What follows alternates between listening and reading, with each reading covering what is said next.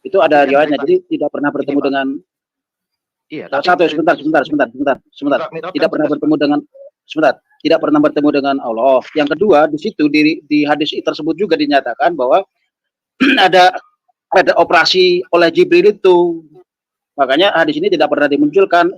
Bapak pernah dengar kan Jibril seolah-olah dinyatakan itu membuka membuka jantung bagian dalam lah, membuka bagian dalam terus untuk memasukkan apa? Kalau saya baca di Siraman Nabawi untuk mengambil jin, Pak, untuk mengambil jin yang ada di hatinya itu. Bukan ya? Jadi nggak boleh. Bukan untuk memasukkan memasukkan hikmat. Tapi dikatakan di situ dioperasi, dibuka dadanya. Dan ada juga dikatakan di riwayat lain bahwa ada, makanya pada dada beliau ada tampak jahitan. Nah, itulah kalau salah. Nah, sementara di orang-orang yang mengakui Musa atau Nabi Musa itu tidak pernah kalau Allah menyatakan jadi maka jadi, gitu loh. Tidak pernah dibuka dadanya terus dimasukkan hikmat, dicuci, dibasuh pakai air zam-zam dan segala macam itu. Tapi cukup dikatakan jadi maka jadilah, gitu loh. Nah, itu membuat hadis ini menurut saya memang ya tidak pas kalau dibandingkan dimasukkan ke dalil ini, ya, dalil perbandingan antara Musa dengan Nabi, gitu loh. Terima kasih. Ini Pak, jadi topiknya saya kan hanya menyoroti topiknya aja. Jadi bukan sebetulnya yang saya sorotin masalah topik ini bukan perbedaan atau persamaan, bukan, tetapi pencocokan itu dari sisi mereka, Pak. Dia mencocok-cocokkan, tetapi yang dicocokkan itu hal yang besar ini, yang 3 hal ini, ya kan? Kalau yang lain-lain itu mereka hanya euforia aja, yang tidak bisa dibuktikan. Jadi 3 hal ini kan mereka bilang umat Yahudi melihat Musa ketemu Tuhan Allah, mereka juga mencoba, si Mamat juga mencoba membuat narasi seolah-olah dia pernah ketemu dengan Allah, ya. Padahal faktanya dia ketemunya dengan Jibril, tetapi dia bisa bercerita dan bisa meyakinkan umatnya bahwa dia pernah ketemu dengan Allah. Naik turun sampai 50 kali di langit ke-7. Tetapi ketika ditanya, kalau si Mamat ini ketemu Allah, berarti dia ngerti dong wajah Allah, bentuk Allah, wujud Allah seperti apa. Katanya dia udah ketemu langsung. Ya kan? Harusnya dia bisa menggambarkan Allah itu seperti apa. Tapi kenapa pengajarannya mengatakan Allah itu sesuatu yang tidak bisa digambarkan, tidak bisa dirupakan. Lah terus apa? Saya kemarin pernah nanya sama, itu masih saya minta jawaban dari Pak Syafat Ibnu kalau nggak salah. Saya minta jawaban. Ketika, kan saya bilang gini, saya sebagai orang Kristen, ketika berdoa, maka dalam imajinasi saya, itu sudah terbentuk wujud Allah. Wujud Allah seperti apa? Pertanyaannya kan begini. Solusinya kan gini. Allah, udah jelas di Kejadian 33:20. Setiap manusia tidak bisa melihat wajah Allah. Karena kalau melihat, pasti mati. Itu satu ya. Itu udah deklarasi dari Allah sendiri. Itu ada ayatnya di Kejadian. Kalau nggak salah, Kejadian 33:20. Tetapi Allah, ya, sudah tahu keterbatasan manusia ciptaannya. Maka Allah, bagaimana manusia ciptaan Allah ini bisa melihat Allah tanpa harus mati? Maka Allah, Bapa kita, dengan penuh kasih, dia memberikan solusi. Dia mendatangi. Dia datang dalam wujud tubuh manusia, yaitu Yesus Kristus, supaya manusia bisa melihat Allah tanpa harus mati. Itu satu. Yang kedua. Jadi, Bapa kita itu memberikan solusi. Di mana-mana, orang tua, Bapa kita, ketika melihat anaknya mempunyai kesulitan, Bapa itu tampil sebagai solusi, memberikan solusi dia.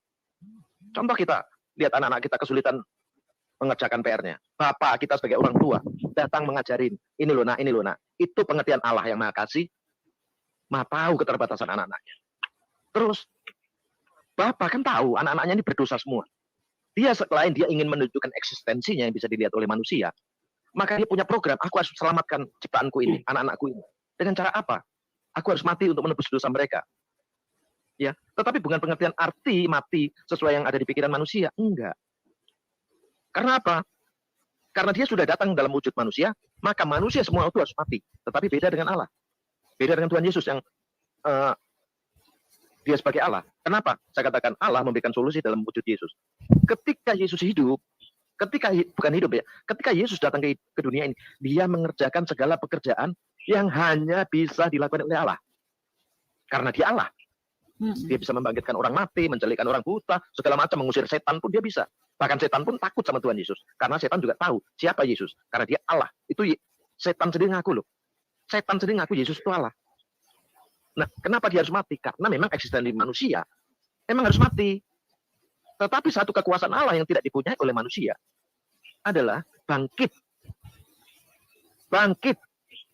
Jadi Yesus bukan mati karena manusia, bukan. Dia mati karena itu program dia, proses dia.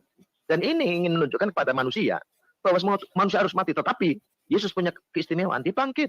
Dia naik ke surga, saksinya banyak. Dia naik ke surga. Kalau nggak salah 30.000 pasang mata melihat dia naik ke surga. Iya kan? Jadi saya terus kembali ke tadi PR saya dengan Pak Ibnu, mungkin Bu Iti di channelnya Bu Iti waktu itu. Ketika sebelah saya ini ya, ketika Yesus pada saat masa Yesus abad pertama itu sudah banyak orang-orang Yahudi maupun Romawi 17 abad sampai sekarang ya tidak akan dikabulkan oleh Allah. Karena apa? Teori memang kita teori Darwin nih. Kita mengenal teori Darwin. Apa kita mengenal si Darwinnya? Penemu bola lampu tahap siapa itu? Apa ilmuwan kita pernah? Kita teori kita kenal, ya kan? Kita kenal teorinya yang kita pelajari selama ini di sekolah. Tapi kita belum tentu mengenal orangnya. Sama seperti Tuhan gitu. Sampai selama ini mereka kan mengertikan sifatnya aja. Sifat yang mereka kenal Tuhan itu seakan-akan mereka sudah mengenal lebih mengenal Tuhan. Makanya dibilang sama kayak Bu apa itu dibilang kan, sampai mati pun kalau kita memakai daging raga kita untuk mencari Tuhan sampai mati pun kita tidak akan pernah mengenal Tuhan. Bukan begitu, Ibnu. Tunggu.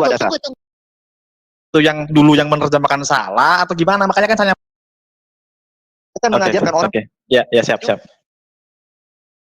Menyatakan bahwa kalau ada yang bilang Nabi tidak bisa baca atau buta huruf, itu adalah akan dilaporkan ke Bareskrim. Nah kan gitu kan.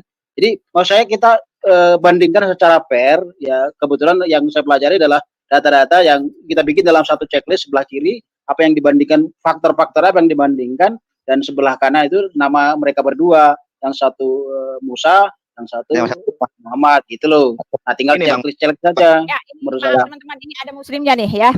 Apakah betul, kita tanya aja nih, ada Ibnu nih. Ibnu, selamat siang Ibnu, terima kasih sudah masuk. Apakah betul Nabi itu buta huruf, Ibnu? Ya teman-teman. Ibu Hadasa, Bu Hadasa, Miss Hadasa, sebentar ya teman-teman. Iya, saya hadir. Saya tinggal mau ke pasar dulu ya, mau tinggal ke pasar dulu ya. Oke. Saya ngikutin dulu ya karena saya baru masuk, jadi nggak terlalu nyambung. Ada sudah bikin kopi belum? Ya saya warung sih, pasar apa, orang jualan sayur itu memasak dulu dikit ya. Boleh aku pertanyaan abang, apa tadi perbandingan abang ini sebenarnya gini, kita salah kalau memperbandingkan. Langsung Ibnu, silakan jawab ya, silakan ya teman-teman ya, lanjut aja silakan ya. Bang, sebenarnya kita salah mau memperbandingkan seperti itu bang, karena kita tidak mengenal nabi mereka. Dari sejarah kita mau mengkuliknya dari mana. Kalau kita mengambil dari segi dari kitab orang itu, berarti kita membuktikannya dari kitab orang itu berarti kita membawakan kitab orang itu benar. Ya kan? Kita pun mengambil kitab. Sangat setuju. Memang Al-Quran itu benar, Pak. Iya, tapi kalau kita laga dengan Taurat kita anggap itu juga benar. Itu ada fakta sejarahnya. Kalau kita kayak orang awam ini, kita kan di tengah-tengah. Ya kan? Buta dari segala-galanya. Kalau kita mau membandingkan, kalau kita cuma asal baca aja seperti orang sebelah, asal baca, asal ngimani aja, itu pun kita salah. Kita kan mengajarkan orang. Ya, siap. Gitu. Ini dengan Bapak jawab ya? Ya.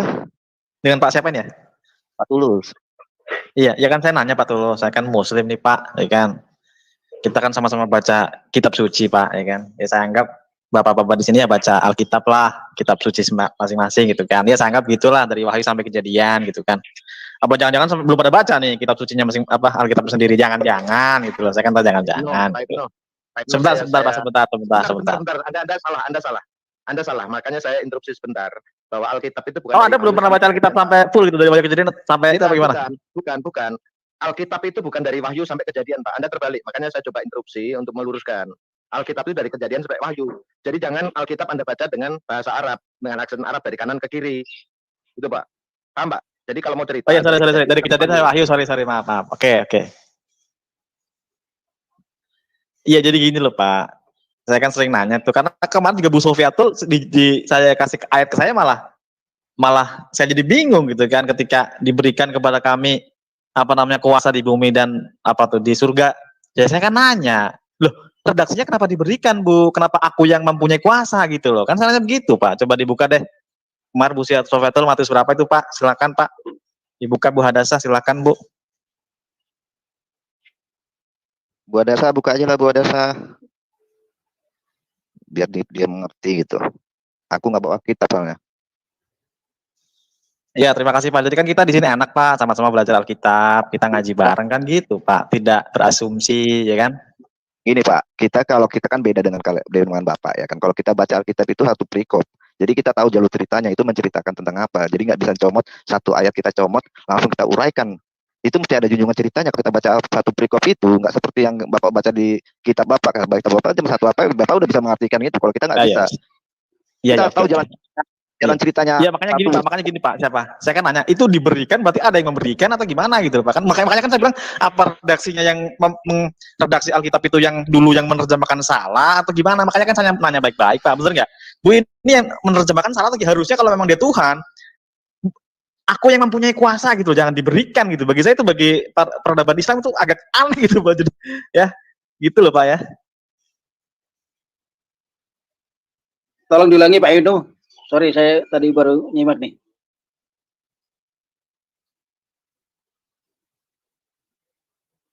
Pak Ibnu tadi kitab apa itu namanya? Matius? Bu Anasa kemarin Bu Sofiatul ngasih apa ya? Matius berapa saya lupa? 28 apa ya? Tentang apa? Jadi gini Pak ceritanya. Enggak, saya ulangi Pak ya. Saya ulangi Pak. Saya ulangi Pak ya. Saya kan kemarin diskusi dengan Bu Sofiatul. Saya kan Muslim nanya nih, kan Kristen punya kitab suci, Islam punya kitab suci, kan gitu Pak. Kitab suci diturunkan Tuhan kan sebagai petunjuk, ya kan, benar nggak? Petunjuk bagi manusia. Ya. Islam kan di dunia ini kan hampir 2 miliar gitu Pak, hampir 2 miliar lah kita katakan. Makanya kan kalau Islam memandang Kristen itu jelas ada ayatnya Pak. Kita bukannya kemudian orang Indonesia itu asal jeblak ya, enggak, ada dasarnya gitu Pak. Kita punya dasar, ayatnya ada gitu kan. Makanya kan saya nanya ke Anda nih teman-teman Kristen, Anda itu memandang Islam itu apa? Ayatnya di mana kan gitu Pak. Saya sudah berkali-kali bilang, Pak Ibnu. Saya jawab dulu, Bu. Saya jawab dulu. Pendek saja. Sudah ada perintah ya di Yohanes itu. Kasihilah sesamamu seorang dengan yang lain. Itu jelas-jelas. Tapi apa hubungannya dengan dengan topik hari ini? Itu yang jadi bingung saya tanyakan. Bukan, karena jadi gini loh Pak, saya kan sedang iseng saja Pak, iseng saja. Kalau memang Islam itu benar, ngapain kita perdebatkan ataupun kemudian kita hina atau cemooh kan gitu Pak, bener nggak? Islam itu yang benar kok kan gitu. Pak Ibnu dengar nggak tadi saya bilang apa? Pada perintah Tuhan Yesus, kasihilah sesamamu satu orang dengan yang lain. Bang, tidak peduli sebetulnya dia benar atau tidak, kasihilah sesamamu satu orang yang lain. Sebetulnya perintahnya Ya dengan bahasa ini buat aja. Tapi apa hubungannya dengan materi hari ini gitu loh? Dalam Ini rangka apa ini? santai satu-satu. Ya, Pak, satu-satu. tunggu. Kita luruskan dulu Tunggu ya, teman-teman. Pikirannya nggak lurus. Kita luruskan dulu Tunggu ya, pemikirannya. Pak Tulus, tunggu Ini mau sebentar ada ya. Bu Sofiatul, tolong bentangkan Bu, tolong bentangkan Bu Sofiatul, ayat kemarin Bu, dibentangkan. Ibno sebentar. Nih ya, Ibno kan tanya ini, seingat saya dengar aja, Ibno itu udah 4 kali. Yang saya dengar ya. Jadi saya udah 3 kali Bu. Iya, saya 4 kali dengarnya. Jadi Ibno sekarang ambil dulu buku catatan Ibno deh. Supaya Ibnu nggak ulang-ulang lagi, kita ulang-ulang lagi. Makanya Ibnu jangan tampil kebebalan Ibnu, jangan bebal. Saya kasih waktu deh Ibnu buat jangan gitu. Enggak. Ya, berarti nggak bisa jawab ya. Berarti Islam itu agama yang benar berarti ya. Bukan begitu Ibnu. Tunggu. Ini saya mau pastikan dulu Ibnu ambil catatan.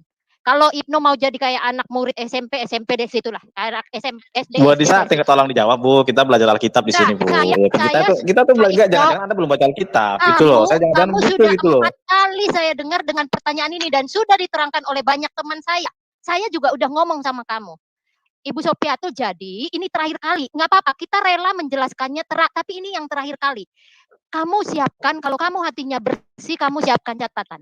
Kecuali kamu hatinya nggak bersih. Ya, tolong dibuka Bu, Matius berapa itu? Siapkan dulu catatan. Kamu udah siap belum?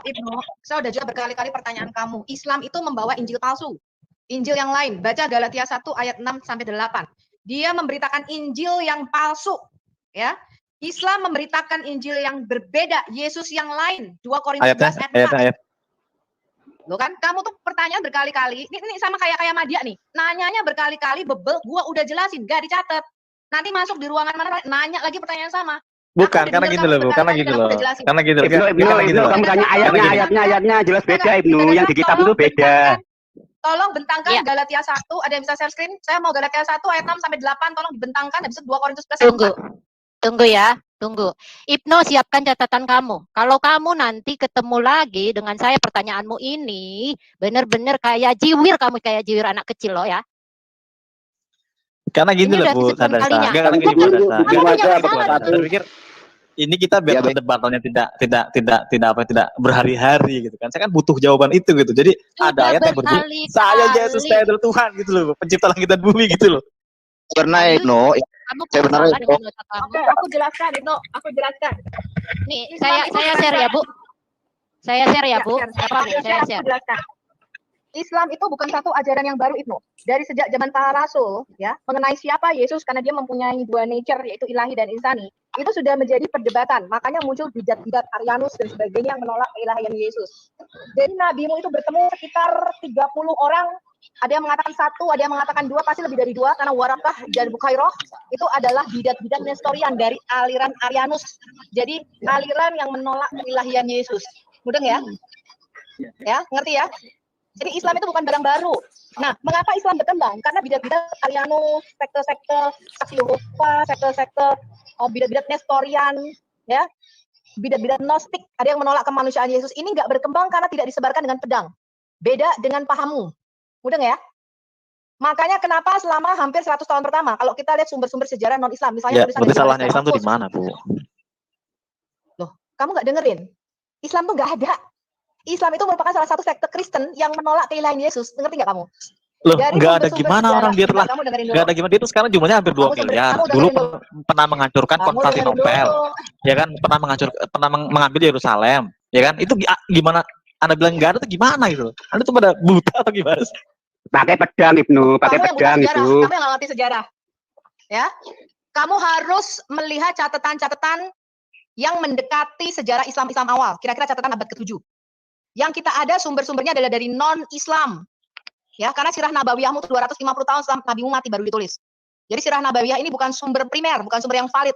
Enggak, Sumber-sumber jangan-jangan yang sebentar, ini sebentar. yang dimaksud kerajaan surga itu Islam itu sendiri, Bu, sebentar, ya kan? Sumber yang valid, yang mendekati sejarah, ya, karena kalau kita bicara fakta sejarah itu harus sumbernya valid, dekat dengan sejarah. Ya, yang kita bisa lihat adalah dari tulisan Yohanes Damaskus, itu juga sudah saya posting. Kemudian tulisan dari Abdul Masih Al-Kindi. Mereka tidak mengenal namanya orang Islam. Jadi pada awal perkembangan pergerakan agamamu ini, mereka tidak menyebut dirinya Muslim atau Islam. Muslim itu baru ada kata-kata ini keluar pertama kali pada zaman Khalifah Abdul Malik bin Marwan. Mudeng, kira-kira tahun 700-an, awal-awal abad ke-8. Mudeng, tahun 690 pertama kali kata itu ada terukir di The Dome of the Rock, itu kira-kira tahun 690 sampai tahun 705. Itu baru pertama kali ada kata Islam, kata Muslim. Sebelumnya nggak pernah dengar. Orang-orang di luar Islam atau Muslim tidak pernah mengatakan kalian sebagai Islam atau Muslim. Mereka nggak kenal kata-kata itu. Mereka menyebut kalian adalah bidat daripada kaum Ismail. Atau menyebut kalian bidat dari keturunan Hagarin atau bidat dari keturunan Sarasen. Betul ya? Ini fakta sejarah yang nggak bisa kamu bohongi. Nah, jadi paham mengenai menolak keilahian Yesus ini sudah ada dari sejak abad-abad awal, abad-abad zaman Rasul Yohanes itu sudah ada. Bidat Xerinthus namanya. Ya, kemudian bidat Basilides yang sering diangkat oleh apologet nggak boleh. Ya, sering diangkat apologet muslimmu. Ini berkembang terus tuh, karena pada waktu abad ke-7 pada zaman nabimu ada di Mekah, semua bidat-bidat Kristen ini larinya ke Mekah, ke daerah semenanjung Arab. Di situ bercampur baur sehingga banyak sekali kalau kamu lihat videonya tanpa ragi, ya, judulnya Archimandrit Daniel Biantoro. Dia menjelaskan dari mana bidat-bidat ini berasal. Tulisan-tulisan mereka itu sudah ada. Tulisan-tulisan para bidat ini sebagian besar masuk ke dalam Qur'anmu yang kamu klaim sebagai wahyu. Mudeng, misalnya mengenai Yesus yang lahir di bawah pohon kurma. Jangan dipotong dulu supaya kamu ngerti, jangan nanya lagi. Jangan nanya lagi pertanyaan seperti ini. Apa pandangan kita tentang Islam? Ya, Islam merupakan salah satu aliran Kristen yang menolak keilahian Yesus. Mudeng, salah satu bidat yang keluar dari kaum Ismail. Mudeng? Ya, jangan lagi nanya mengenai ini. Ini fakta sejarah yang kamu nggak bisa bohongi. Mudeng ya? Mudeng nggak ini, Ibnu? Jangan nanya lagi. Sekarang kita boleh saya membacakan potong? Galatia 1. Nggak boleh, saya Boleh saya potong? belum selesai. Misalnya tolong Galatia 1 ayat 6 sampai 8 dibacakan.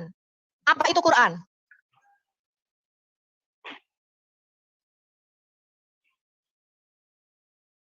Lo udah benar dihapus tadi, udah benar misalnya Dasa. Ya, Saya aku heran. Galatia 1 ayat 6 sampai 8. Aku heran bahwa kamu begitu lekas berbalik daripada Dia yang oleh kasih karunia Kristus telah memanggil kamu dan mengikuti suatu Injil lain yang sebenarnya bukan Injil. Hanya ada orang yang mengacaukan kamu dan yang bermaksud untuk memutarbalikkan Injil Kristus. Tetapi sekalipun kami atau seorang malaikat dari surga yang memberitakan kepada kamu suatu Injil yang berbeda dengan Injil yang telah kami beritakan kepadamu, terkutuklah dia. Ya, sekarang kita lihat 2 Korintus 11 ayat 4. Habis itu kita ke 1 Korintus 15. Lalu boleh 1 saya Korintus 12 ayat 4. Tunggu, Enggak boleh. sabar, biar lengkap. 2 Korintus 11 ayat 4. Ya, 2 Korintus 11 ayat 4. Sebab kamu sabar saja jika ada seorang datang memberitakan Yesus yang lain daripada yang telah kami beritakan, atau memberitakan kepada kamu roh yang lain daripada yang telah kamu terima, atau Injil yang lain daripada yang telah kamu terima. Quran memberitakan kepada kamu Injil yang diputarbalikkan, Injil yang lain, Yesus yang berbeda. Sekarang kita lihat apa itu roh yang lain. 2 Yohanes 2 ayat 22, Bu. 2 Yohanes 2. 2 Yohanes. Apa roh? Ya, 2 Yohanes 2. Apa roh yang ada di balik penulisan Quran ini? Sorry. 2 Yohanes. 2 Yohanes berapa, Bu? 2 Yohanes 2. Halo. 2 Yohanes 2. Apa roh yang ada di belakang penulisan Quran? Kita lihat. 2 Yohanes 2 ayat 22. Halo. Yohanes 1. Sorry, Ibu. Salah ayat kali ya, Bu. Yohanes Surat Yohanes 1. 2 Yohanes bawahnya. 2 Yohanes pasal 2 ayat 22. Salah kali ya, Bu. Betul, Miss. 2 Yohanes 2. Iya, Yohanes 1 1. Yohanes 1 Yohanes 2 ayat 22. Halo, selamat malam. Sabar. Jangan memotong pembicaraan Dengerin ya, itu kamu jangan tanya lagi. Ini berarti kalau sedang beribadah nggak baca Alkitab berarti ini. Tunggu. Yuk, silakan. Saya bacakan Berarti ya, Anda Bu. Alkitab 2 cuma Yohanes. ini berarti nggak. Ini siapa sih? Aduh, siapa sih nggak sopan banget sih? Kita tadi melihat ada roh yang mengilhami di belakang penulisan Injil-Injil palsu, ya. Roh yang mengilhami di balik pemberitaan Yesus yang lain. Siapakah roh itu? Roh apa ini? 1 Yohanes 2 ayat 22 sampai 23. Siapakah pendusta itu? Bukankah dia yang menyangkal bahwa Yesus adalah Kristus? Dia itu adalah anti-Kristus, yaitu dia yang menyangkal baik Bapa maupun Anak. Sebab barang siapa menyangkal Anak, ia juga tidak memiliki Bapa. Barang siapa mengaku Anak, ia juga memiliki Bapa. Itu yang namanya the spirit of antichrist, yang menyangkal Bapa maupun Anak. Sekarang kita lihat 1 Yohanes 4 ayat 3. 1 Yohanes 4 ayat 3. Dan setiap roh yang tidak mengaku Yesus, dia berasal dari Allah. Dari ayat 2 dulu, Miss. Ayat 2 dulu. Demikianlah kita mengenal roh Allah. Demikianlah kita mengenal roh Allah. Setiap roh yang mengaku bahwa Yesus Kristus telah datang sebagai manusia berasal dari Allah. Dan setiap roh yang tidak mengaku Yesus tidak berasal dari Allah. Roh itu adalah roh antikristus, dan tentang dia telah kamu dengar bahwa ia akan datang, dan sekarang ini ia sudah ada di dalam dunia ini. Jadi apakah itu Injil? Injil adalah 1 Korintus 15. Yesus adalah Tuhan. Quran menyangkal the lordship, kesayitan atau ketuhanan daripada Yesus Kristus sebagai penguasa surga dan bumi. Matius 28 ayat 18-19 akan kita baca sebentar lagi. 1 Korintus berapa? 1 Korintus 15 ayat. Ayat 1. Sekarang kita lihat apa itu Injil. Ya, mulai dari ayat 1 kita lihat apa sih itu Injil. Supaya kita bisa tahu Injil yang palsu dan Injil yang asli, kita mesti tahu dulu Injil yang asli. Apa itu Injil? Ya. Dan sekarang saudara-saudara, aku mau mengingatkan kamu kepada Injil yang aku beritakan kepadamu dan yang kamu terima dan yang di dalamnya kamu telah teguh berdiri. Oleh Injil itu kamu diselamatkan asal kamu teguh berpegang kepadanya. Seperti yang telah kuberitakan kepadamu, kecuali kalau kamu telah sia-sia saja menjadi percaya. Terus sebab yang sangat penting setelah kusampaikan kepadamu. Ini Injil nih. Ya, sebab yang sangat penting telah kusampaikan kepadamu, yaitu apa yang telah kuterima sendiri, ialah bahwa Kristus telah mati karena dosa-dosa kita sesuai dengan kitab suci. Nah, sesuai dengan kitab suci yang dimaksud di sini adalah nubuatan di dalam Tanakh atau perjanjian lama. Ini Injil. Quran menyangkal bahwa Kristus mati bagi dosa-dosa kita. Jadi spiritnya adalah antikristus. Rohnya adalah roh antikristus. Quran menyangka bahwa Yesus telah dikuburkan. Lihat nih, 1 Korintus 15 ayat 4, bahwa dia Yesus telah dikuburkan dan bahwa Yesus telah dibangkitkan pada hari yang ketiga sesuai dengan Tanakh. Ya, kemudian dia menampakkan diri lebih daripada 500 orang. Dia menampakkan diri kepada Kefas atau Petrus, kepada ke-12 murid-muridnya, dan terakhir dia menampakkan diri kepada lebih dari 500 orang saudara. Ini saksi-saksi mata yang menulis siapa itu Yesus. Jadi Quran itu membawa Injil yang berbeda. Mudah ya? Injil itu adalah Yesus mati sesuai dengan kitab suci karena dosa-dosa kita. Quran menyangkal Yesus mati bagi dosa-dosa kita. Quran menyangkal dia dikuburkan dan Quran menyangkal dia bangkit pada hari yang ketiga. Ini yang tadi disebutkan di Galatia 1, Injil yang lain. Dan siapakah di balik Injil yang lain ini? The spirit of Antichrist, roh antikristus yang menyangkal Bapa sekaligus anak. Quran menyangkal the lordship of Jesus Christ dan Quran menyangkal the sonship of Jesus Christ. Kamu jangan tanya lagi yang lain-lain. Sekarang kita buka Matius 28 ayat 18 sampai 19. Sudah ngerti ya posisi Alkitab terhadap Quranmu, Ibnu? Jangan kamu tanya lagi. Saya udah dengerin berkali-kali, lebih dari 4 kali. 28 ayat 18 ya. Sekarang adalah otak kamu yang memutuskan untuk percaya kepada Injil yang asli atau yang palsu. Injil yang asli lah yang hanya bisa membawa kamu kepada keselamatan jiwamu. Kalau kamu masuk ke konser, kamu beli tiket lewat calo, kamu beli tiket palsu, kamu nggak bisa masuk. Apalagi kamu mau masuk ke dalam kerajaan Allah dengan percaya kepada tiket palsu, nggak bisa. Makanya Al-Hayat Indonesia channel saya adalah Bring the True Gospel to Muslim. Karena hanya Injil asli lah yang bisa menyelamatkan kamu, bukan yang palsu. Kamu percaya kepada Yesus yang lahir di bawah pohon kurma.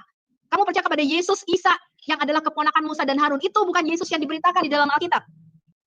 Ya, itu Yesus yang ada di dalam Injil-Injil palsu, Injil Pseudo Matius, ya, Injil Proto Evangelium Yakobi, ya, Injil kanak-kanak Yesus menurut Thomas. Itu ceritanya bisa masuk ke dalam Quranmu sebagai wahyu. Dan kalau kamu percaya hal ini, maka kamu tidak akan mendapatkan keselamatan jiwamu. Mudah, Maryam 71 akan berlaku atasmu. Kamu akan mendatangi neraka dan kamu akan kekal di dalamnya karena kamu menolak satu-satunya nama anak Allah yang bisa menyelamatkan kamu. Nah, sekarang kamu bertanya, mengapa Yesus diberikan kuasa? Karena Allah itu memberikan kuasa atas bumi kepada Adam. Kamu baca Kejadian 1 ayat 26 sampai 28. Kuasa atas bumi diberikan kepada Adam, manusia yang pertama. Adam kalah, sehingga kuasa ini diberikan kepada iblis. Makanya di Matius 4 dan Lukas 4, iblis ketika mencoba Yesus, karena Yesus dikatakan sebagai Adam yang terakhir, dia harus datang sebagai Adam atau manusia. Iblis mengatakan segala kuasa di bumi ini sudah diberikan kepadaku. Kapan diberikan kepada iblis? Ketika Adam yang pertama jatuh di dalam dosa di Taman di Eden. Boleh saya potong? Nggak boleh, kamu dengerin dulu. Ya, kamu dengerin dulu karena kamu nggak tahu konsep ini. Ya, Yesus itu menjadi Adam yang terakhir atau manusia yang sejati. Makanya kita diubahkan menurut gambar anaknya. Ya, jadi kalau kamu itu mengaku Yesus sebagai Tuhan, maka kamu akan diubahkan menjadi serupa dengan anaknya, yaitu Yesus yang adalah gambaran daripada Dia yang sejati. Jadi kuasa itu diberikan ketika Yesus nusul menjadi manusia, kuasa itu sah. Sebelum dia menjadi manusia, tidak sah dia berkuasa atas bumi. Ya, karena kekuasaan atas bumi, dominion itu diberikan kepada Adam. Ya, Tuhan nggak ikut-ikut campur atas bumi karena sudah diberikan kuasanya atas Adam. Ketika Yesus menjadi the last Adam yang terakhir, ketika dia mengambil turun ke dalam dunia orang mati, Wahyu 1 ayat 18 dikatakan dia mati, dia turun ke dalam dunia maut. Dia mengambil kunci maut dan kerajaan maut. Dia berkuasa di surga, di bumi, dan di dalam kerajaan maut. Jadi Yesus itu berkuasa untuk memasukkan dan mengeluarkan kamu dari neraka. Mudeng ya? Nah, ketika Matius 28 ayat 18, Yesus mengatakan kepadaku telah diberikan segala kuasa di surga dan di bumi. Itu artinya Yesus inilah sang Mesias yang dijanjikan oleh Nabi Daniel, yang dilihat Nabi Daniel di Daniel 7 ayat 9 sampai 14. Ya, nanti kita akan baca ke Daniel 7 ayat 9 sampai 14. Siapakah sang anak manusia atau Mesias yang kepadanya diberikan segala kuasa dan kamu harus sujud menyembah kepada Yesus sang anak itu. Mudeng itu, Ibnu.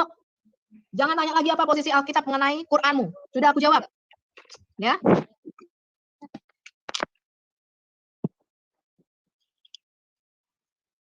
Sorry. Saya tinggalin sebentar. Udah masih terus dibaca nih Bu Sophie? Halo? Ya, ini jelas ya, perintah Yesus bukan sunat, kamu kain kafan mati, nggak begitu ya. Perintah Yesus, kamu harus menjadi muridnya dan kamu harus dibaptis di dalam satu nama, yaitu di dalam nama Bapa, Anak, dan Roh Kudus. Ya, itu perintah Yesus. Dan kemudian Yesus mengatakan, ajarlah mereka melakukan segala sesuatu yang telah aku perintahkan kepadamu, dan Yesus berkata, ketahuilah aku menyertai kamu senantiasa sampai kepada akhir zaman. Jadi apa posisi Alkitab mengenai Quran? Quran adalah membawa Injil yang berbeda, bukan Injil keselamatan. Ya, nggak ada keselamatan di dalam Quran. Makanya kamu diwajibkan mendatangi neraka, dan itu dari suatu kepastian dari Tuhanmu. Ya, jangan kamu tanya berulang-ulang lagi, jangan bodoh dan jangan bebal. Sekarang tinggal kamu memutuskan, Ibnu, kamu mau percaya kepada Injil yang asli, kamu mau beli barang asli, apa kamu mau beli barang palsu? Itu keputusan di tanganmu. Oke, itu Miss Hadasa. Saya kira sudah jelas ya, cukup jelas. Oke, sudah sangat jelas. Oke, silakan Ibnu dijawab. Ya, Iya.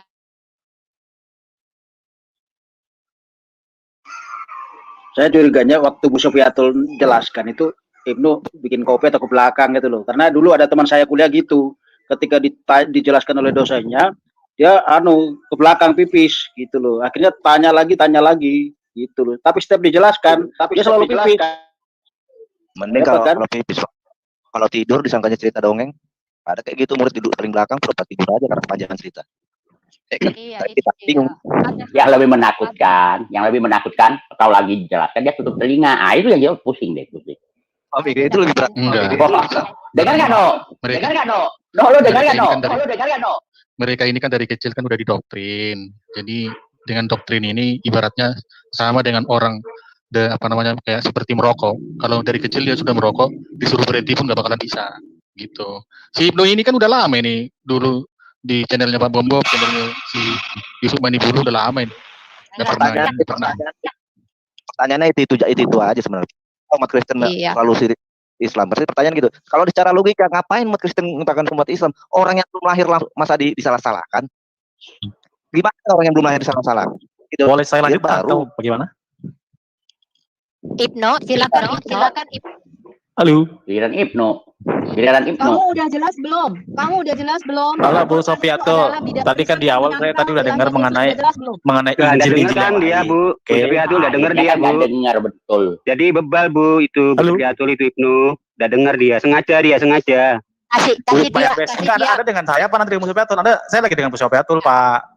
Ya Apa udah dengan saya? sekarang. Ya, Udah gimana gitu loh. Kita kali ngomong nih kan. Udah lanjut. Lanjut. Saya mau potong nggak boleh, oke saya demi kan gitu. Sekarang kan giliran saya ngomong, Pak. Ya. Coba saya tes kamu poin-poin yang disampaikan. Kita kan sama-sama di sini belajar kitab suci, kan gitu. Sama-sama kita harusnya saling sama-sama saling apa? Poinnya apa Ibnu? Kalau kamu dengar poinnya apa tadi yang dibicarakan Bu Sofiatul? Ayo, poin-poinnya apa? Jadi gini Bu Sofiatul. Poin-poinnya apa? Jelaskan. Tadi kan Anda bilang mengenai Injil-Injil lain. Anda dasarnya kitab ayatnya tadi berapa saya nggak lihat kan. Saya tanya gini loh Bu. Kan di sejarah Anda sudah. Kamu dibawa dulu Ibnu. Ambil catatan dulu. Kan sama kan, saya bilang tadi kan. Saya udah suruh kamu ambil catatan. Iya, malah dia ngomong aku nggak dengar tadi. Berarti memang ini orang sengaja nih. Sudah kita jelasin, sudah sampai ini video bisa diputar ulang loh ini. Dia bawa-bawa. Ambil dulu. Biar kita sebut satu. Sampai dia tanya lagi tuh pertanyaan yang sama. Ini sama kayak Madia nih. Pertanyaannya gitu-gitu doang. Udah kita jawab masih ditanya lagi tuh. Saya Bu Sofiatul, kalau saya ini jadi guru punya murid kayak Ibnu itu saya duduk persis di depannya dia, saya lihat tangannya dia kerja. Kalau enggak dia enggak akan memperhatikan. Dia yang nanya, dia yang enggak mau dengerin. Kalau saya udah saya jitak. Kalau saya udah jitak, jepret. Kalau saya beda lagi Bu. Enggak boleh. Dulu saya kan, saya boleh cerita sedikit ya. Dulu kan ada dosen saya cerita masalah reproduksi. Nah kebetulan memang nggak tahu kenapa.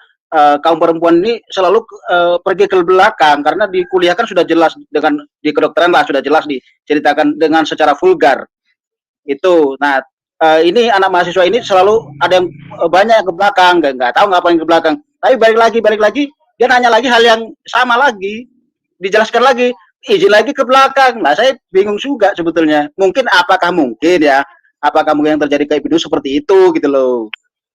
Halo, sorry kepotong lagi. Ibnu. Oke, Ibnu deh, no. Coba Jadi gini Pak Mikir. Silakan dulu. Iya, jadi Pak Bu Sofiatul tadi mengeluarkan ayat tersebut mengenai Injil-Injil yang lain, ya kan? Kalau di sejarah, mohon maaf ya, di sejarah Anda pun kan sudah mengetahui sendiri dari literasi Anda bahwa ada memang Injil-Injil yang Anda tidak disetujui. Makanya itu masuk di kitabmu Ibnu. Injil palsu itu masuk di kitabmu, paham nggak maksudnya?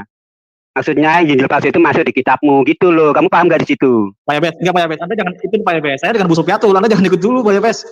Sebentar gitu loh. Apa kalau kamu bebal gitu ya semuanya bicara. Semuanya bicara kalau kamu bebal gitu. Ya udah saya tunggu Pak Yabes ngomong deh. Saya tunggu deh. Saya diam dulu. Ya itu tadi. Injil-Injil palsu itu masuk di kitabmu. Paham nggak kamu itu? Pikirkan itu Ibnu, pikirkan. Pak Yabes. Ya sekarang saya nanya ke Pak Yabes. Yes. Bisa saya nanya ke Pak Yabes deh. Pak Yabes.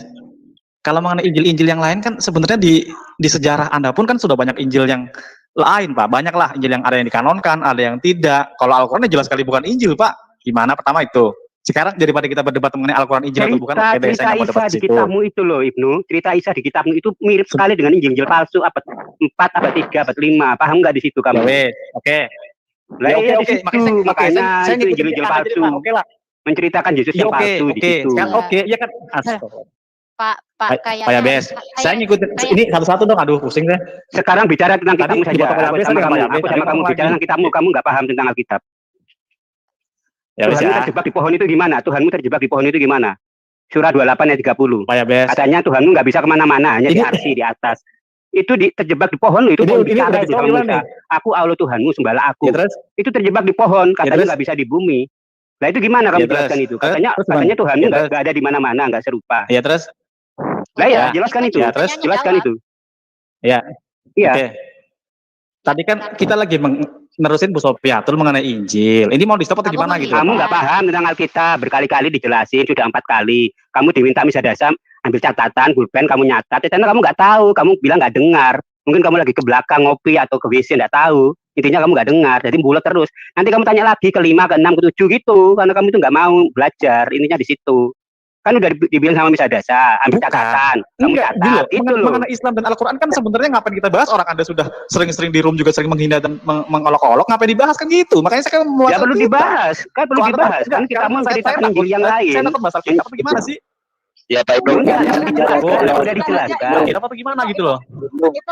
Kita bandingkan saja antara Quran sama Bible. Mana yang merupakan firman Tuhan? Supaya matamu itu tercelikkan dan terbuka. Enggak, sebentar Bu Sofiatul, Ya. kan Bu Pak Yabes Itu dulu, Pak. apple to Sebentar Bu apple, Sofiatul, Abnu. dengan Pak Yabes. Karena Apple to kita nantang apple, dulu, itu. sebentar Bu, sebentar. Itu apple to apple gitu. Kitabmu Enggak, dengan ya, kitab Bu Sofiatul, kita. saya dengan Pak Yabes Bandingkan. dulu Pak. Pak Yabes, aku nanya. Iya, kenapa? Saya Ibnu itu tidak pernah ngomong yang aneh-aneh mengenai agama orang lain gitu kan.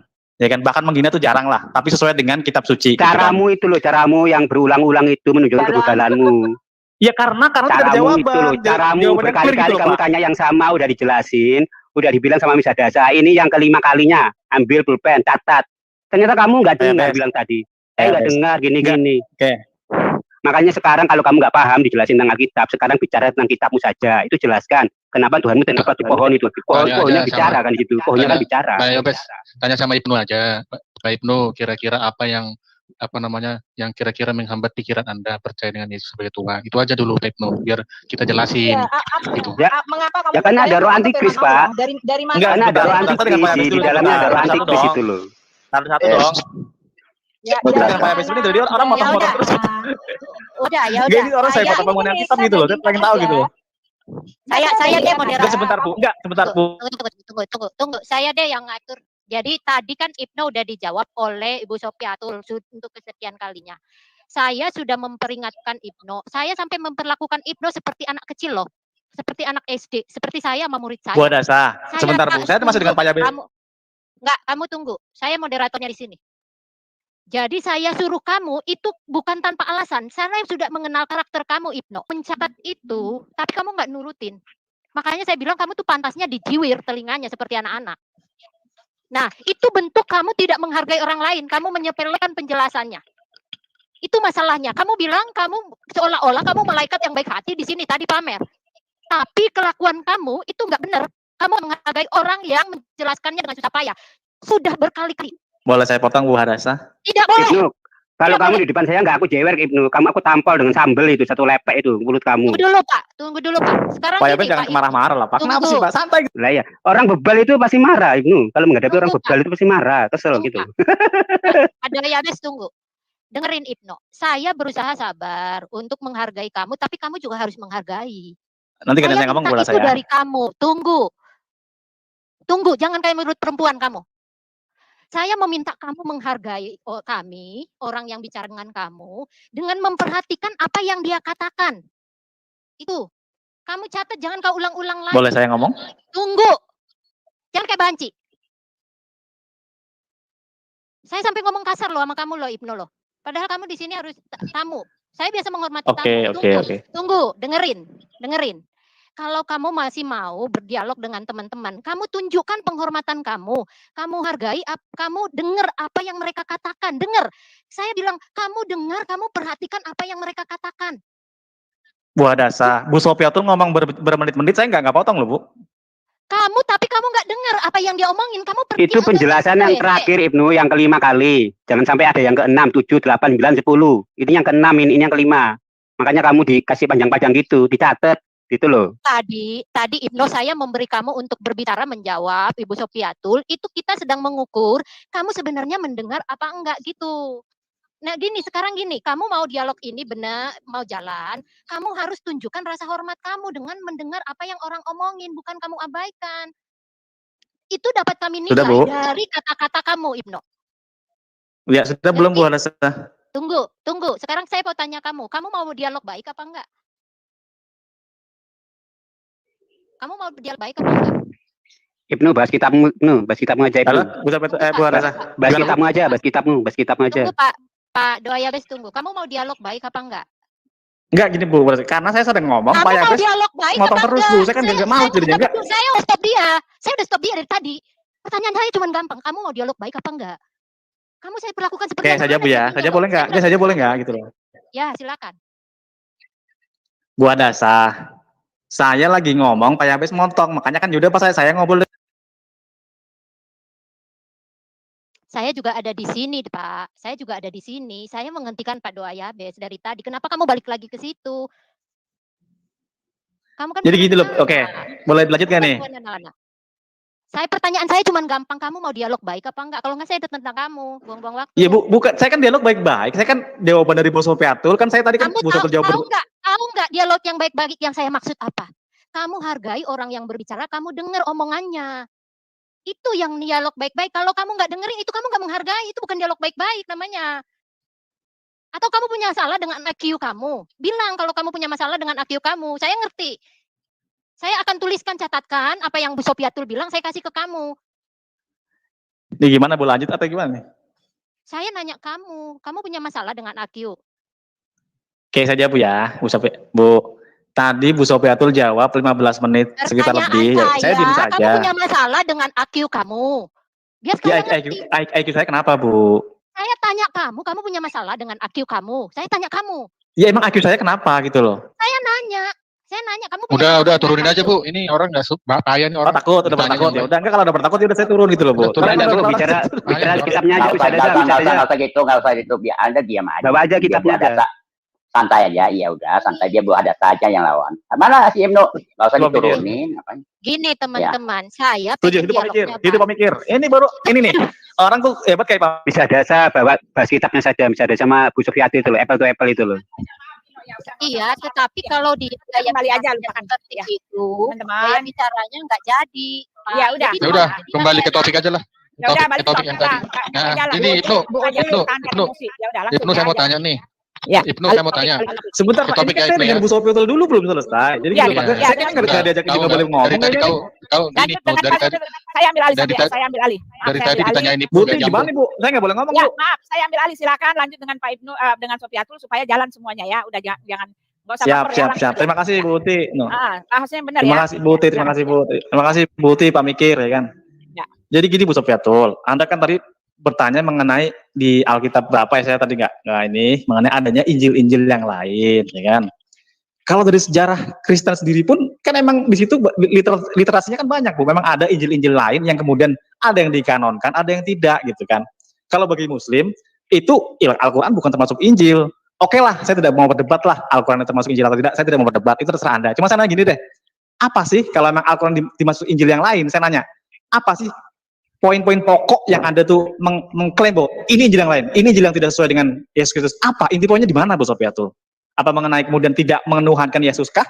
Atau seperti apa gitu? Jadi kan kita inti poinnya kan mengenai ketuhanan Yesus toh, atau gimana gitu loh. Sudah pertanyaan kamu sudah belum? Ya, boleh. Ya, jadi kamu harus tahu ya, aku jawab.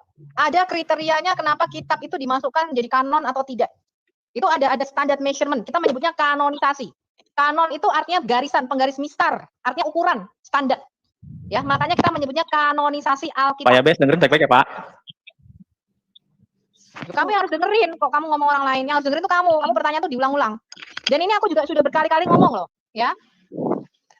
Ada standar suatu kitab dimasukkan. Pertama, kalau kita bicara perjanjian baru doang nih. Kalau perjanjian lama kita ngikut Yahudi. Ya, Septuaginta itu memasukkan kitab-kitab namanya Deuterokanonika yang sekarang dipegang oleh gereja Ortodoks dan gereja Katolik. Ya, tapi kalau kita gereja Protestan kita mengikuti Konsili Yamnia. Ya, itu yang di kanon Yahudi. Kita ikuti bulat-bulat.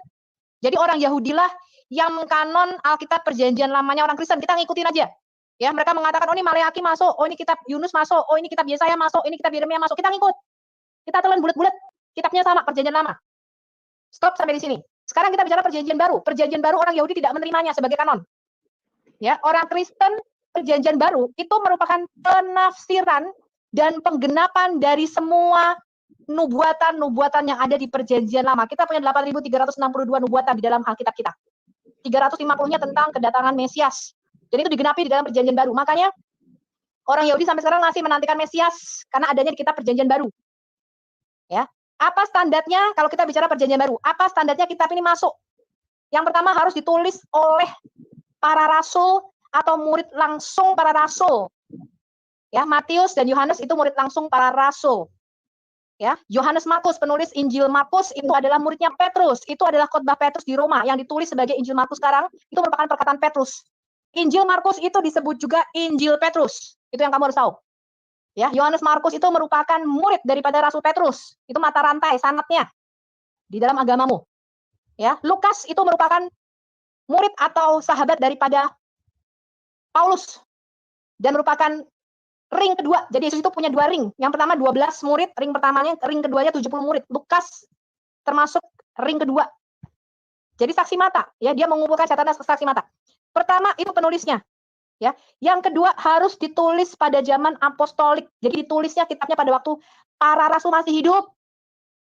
Ya, makanya surat-surat Paulus itu ditulis beredar lebih dulu Galatia dan 1 Tesalonika itu yang paling tua. Ya, itu yang mula-mula Rasul Paulus tulis itu sudah beredar lebih dulu sebelum Injil Matius, Markus, Lukas sudah ditulis. Jadi sebelum kitab-kitab Injil yang disebut Injil itu namanya memoir para rasul. Gereja tidak pernah menyebutnya kitab Injil. Matius, Markus, Lukas, Yohanes itu disebut kitab memoir atau kitab ingat-ingatan para rasul mengenai kehidupan Mesias. Jadi merupakan biografi, sirah, dan hadis daripada Mesias.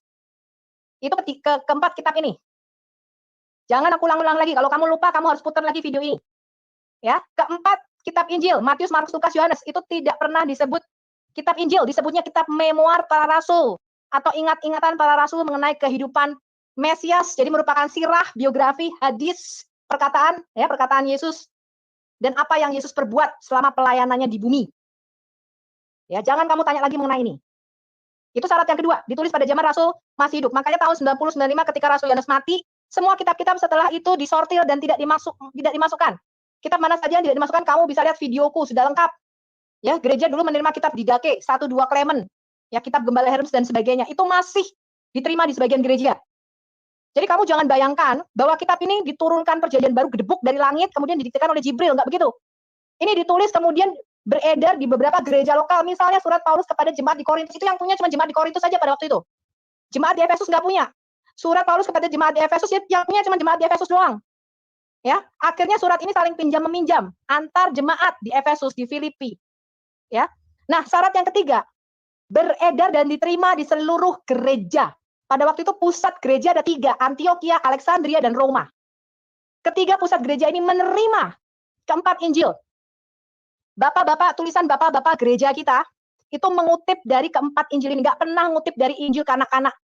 Yesus menurut Thomas, ya, Yesus lahir di bawah pohon kurma, Maria diserahkan ke bait suci dari Injil Foto Evangelium. Nggak pernah bapak-bapak gereja kita mengutip dari selain 4 Injil, Matius, Markus, Lukas, Yohanes. Ada berapa kutipan? 36.000 atau 1 juta kata. Dari semua bapak-bapak gereja kita. Dan mereka selalu merujuk, kalau kita cocokin, kita matching, itu ada di Matius, Markus, Lukas, Yohanes. Nggak pernah keluar dari ini. Nggak pernah ngutip dari Injil Barnabas, nggak pernah ngutip dari Injil Maria Magdalena, Yesus menikah, dan sebagainya. Jadi itu yang dikanon atau diterima oleh gereja pada waktu itu. Jadi kanon itu terjadi secara alami. Bukan kayak Quranmu diputuskan oleh satu kekhalifahan, Utsman bin Affan. Kemudian lainnya dibakar. Nggak begitu. Ya. Kemudian di Konsili Kartago tahun 397, inilah gereja Barat pada waktu itu menerima. Gereja Timur itu di Konsili Quinisektum namanya tahun 600-an. Ya. Kitabnya sama, 27 kitab mulai dari Matius sampai Wahyu. Yang diperdebatkan pada waktu itu yang masuk antara lain kitab surat Rasul Petrus, 1-2 Petrus. Ya, kemudian surat Ibrani, kemudian Wahyu Yohanes itu yang terakhir diperdebatkan masuk di dalam kanon apa tidak. Ya, itu kalau kamu mau tahu sejarahnya. Ya, ditulis oleh para rasul atau murid langsung para rasul, ditulis pada zaman apostolik. Nggak boleh Injil-injil palsu yang kamu sebutkan tadi, Injil Thomas itu ditulis tahun 300-an ke atas. Saksi mata udah mati. Ya. Injil Proto Evangelium Yakobi apalagi manuskripnya sekarang yang kita punya abad 9 sampai 11 itu palsu. Ya, Yesus lahir di bawah pohon kurma, membuat burung-burungan dari tanah liat. Itu cerita dongeng palsu, bukan kisah nyata. Mudeng. Dan yang keempat, syarat terakhir, isinya message-nya tuh nggak boleh bertentangan. Contohnya Matius menulis Yesus mati di kayu salib pada hari ketiga bangkit. Nggak boleh nanti Injil harus mengatakan Yesus diserupakan, nggak boleh. Mudeng. Makanya Alkitab kita itu bisa dijadikan satu dari mulai Kejadian sampai Wahyu. Quranmu nggak bisa dijadikan satu karena isi Quranmu bukan hanya berbeda, Quranmu bertentangan isinya dengan Alkitab. Makanya kalian harus menyatakan Alkitab ini sudah dipalsukan. Kenapa? Karena Quran mengkonfirmasi kitab Taurat, Zabur, dan Injil. Tetapi ketika mereka mulai membaca dan membuka, mereka melihat, kok isinya kok beda banget sama Quran. Kalau beda, bertentangan, tidak mungkin ini diwahyukan dari satu Tuhan yang sama atau satu oknum yang sama. Pasti ada dua roh, dua spirit ini yang mewahyukan. Dua berita yang berbeda. Kalau satu menyatakan dari mulai perjanjian lama, Mesias harus mati. Makanya Yesus mengatakan di Lukas 24. Kalau kamu baca ayat 27 sampai ayat 45, kamu baca seluruh perikop Lukas 24. Yesus mengatakan, haruslah digenapi semua yang tertulis tentang aku mulai dari kitab Taurat Musa, kitab para nabi, dan kitab Mazmur. Bahwa Mesias harus mati, kata Yesus. Nah, tiba-tiba kamu abad ke-7 mengatakan Mesias nggak mati, diserupakan. Ini pasti bukan oknum yang sama ini, bukan Allah yang sama. Udah ya, Ibnu? Ketika di dalam perjanjian lama, keselamatan, Udah kabur dia. Udah kabur. Lagi, 1 menit. Ketika di perjanjian lama dikatakan keselamatan datang dari bangsa Yahudi, Allah Israel mengatakan selama-lamanya namaku aku letakkan di Yerusalem. Dan doa yang dipanjatkan dari tempat ini aku mendengarnya. Tiba-tiba kamu menjadi Tuhan dan engkau pemilik Ka'bah. Itu dari mana itu? Dia udah keluar lagi. Ya, jadi gitu Ibnu. Jadi kita lihat bahwa Tuhan yang berbeda itu mewahyukan dua kitab yang berbeda. Gua nggak tahu siapa yang mewahyukan kitabmu, tapi aku tahu sesuai dengan syarat 1 Yohanes 2 ayat 22, siapa yang menyangkal Bapa sekaligus Anak adalah spirit atau roh antikristus. Iya, Ya, di Alkitab menyatakan demikian. 1 Yohanes apa? 1 Yohanes 4 itu nih ya. Demikianlah kita mengenal roh Allah, sebab setiap roh yang mengaku bahwa Yesus Kristus telah datang sebagai manusia berasal dari Allah. Ya kan? Dan setiap roh yang tidak mengaku Yesus tidak berasal dari Allah. Roh itu adalah roh antikristus. Dan tentang dia telah kamu dengar bahwa ia akan datang dan sekarang ini ia sudah ada di dalam dunia. Itu saja.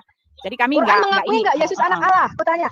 Enggak. Quran menyangkal the sonship of Jesus Christ. Quran menyangkal dia anak Allah yang hidup. Iya, Padahal Alkitab jelas menyatakan, ya Gabriel menyatakan kepada Oh, Maria, anak selamat ini harus siang. kamu nama Yeshua. Bentar, anaknya harus kamu nama Yeshua. Dia akan disebut yang kudus, anak Allah yang maha tinggi. Kok bisa 600 tahun kemudian dia bisa menyangkal the sonship of Jesus Christ? Padahal itu sudah dinubuatkan di dalam Mazmur 2. Ya, Mazmur 2 Allah Yahweh berkata di Sion, aku melahirkan engkau. Engkaulah anakku, mintalah kepadaku, maka bangsa-bangsa akan kuberikan kepada menjadi milik pusakamu. Dan itu digenapi di dalam Wahyu, di mana semua bangsa-bangsa menjadi milik pusaka Yesus.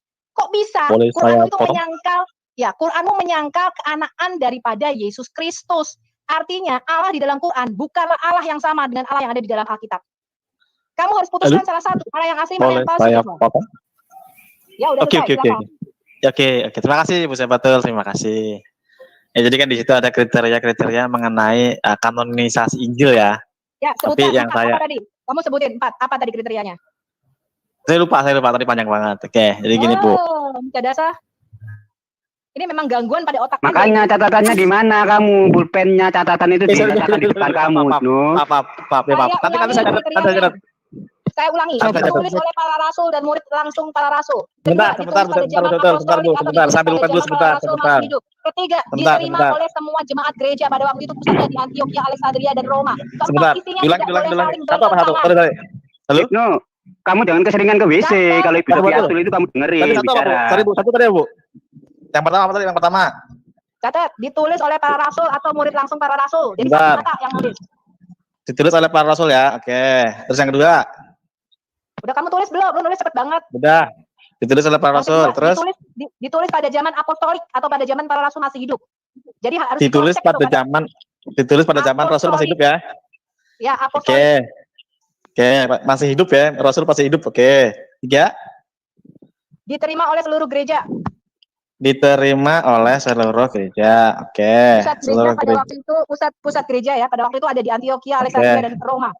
Yang di barat di Roma, yang di timur di Alexandria dan Antioquia. Itu diterima tuh, surat-surat itu beredar di semua. Bukan di Konstantinopel, bukan.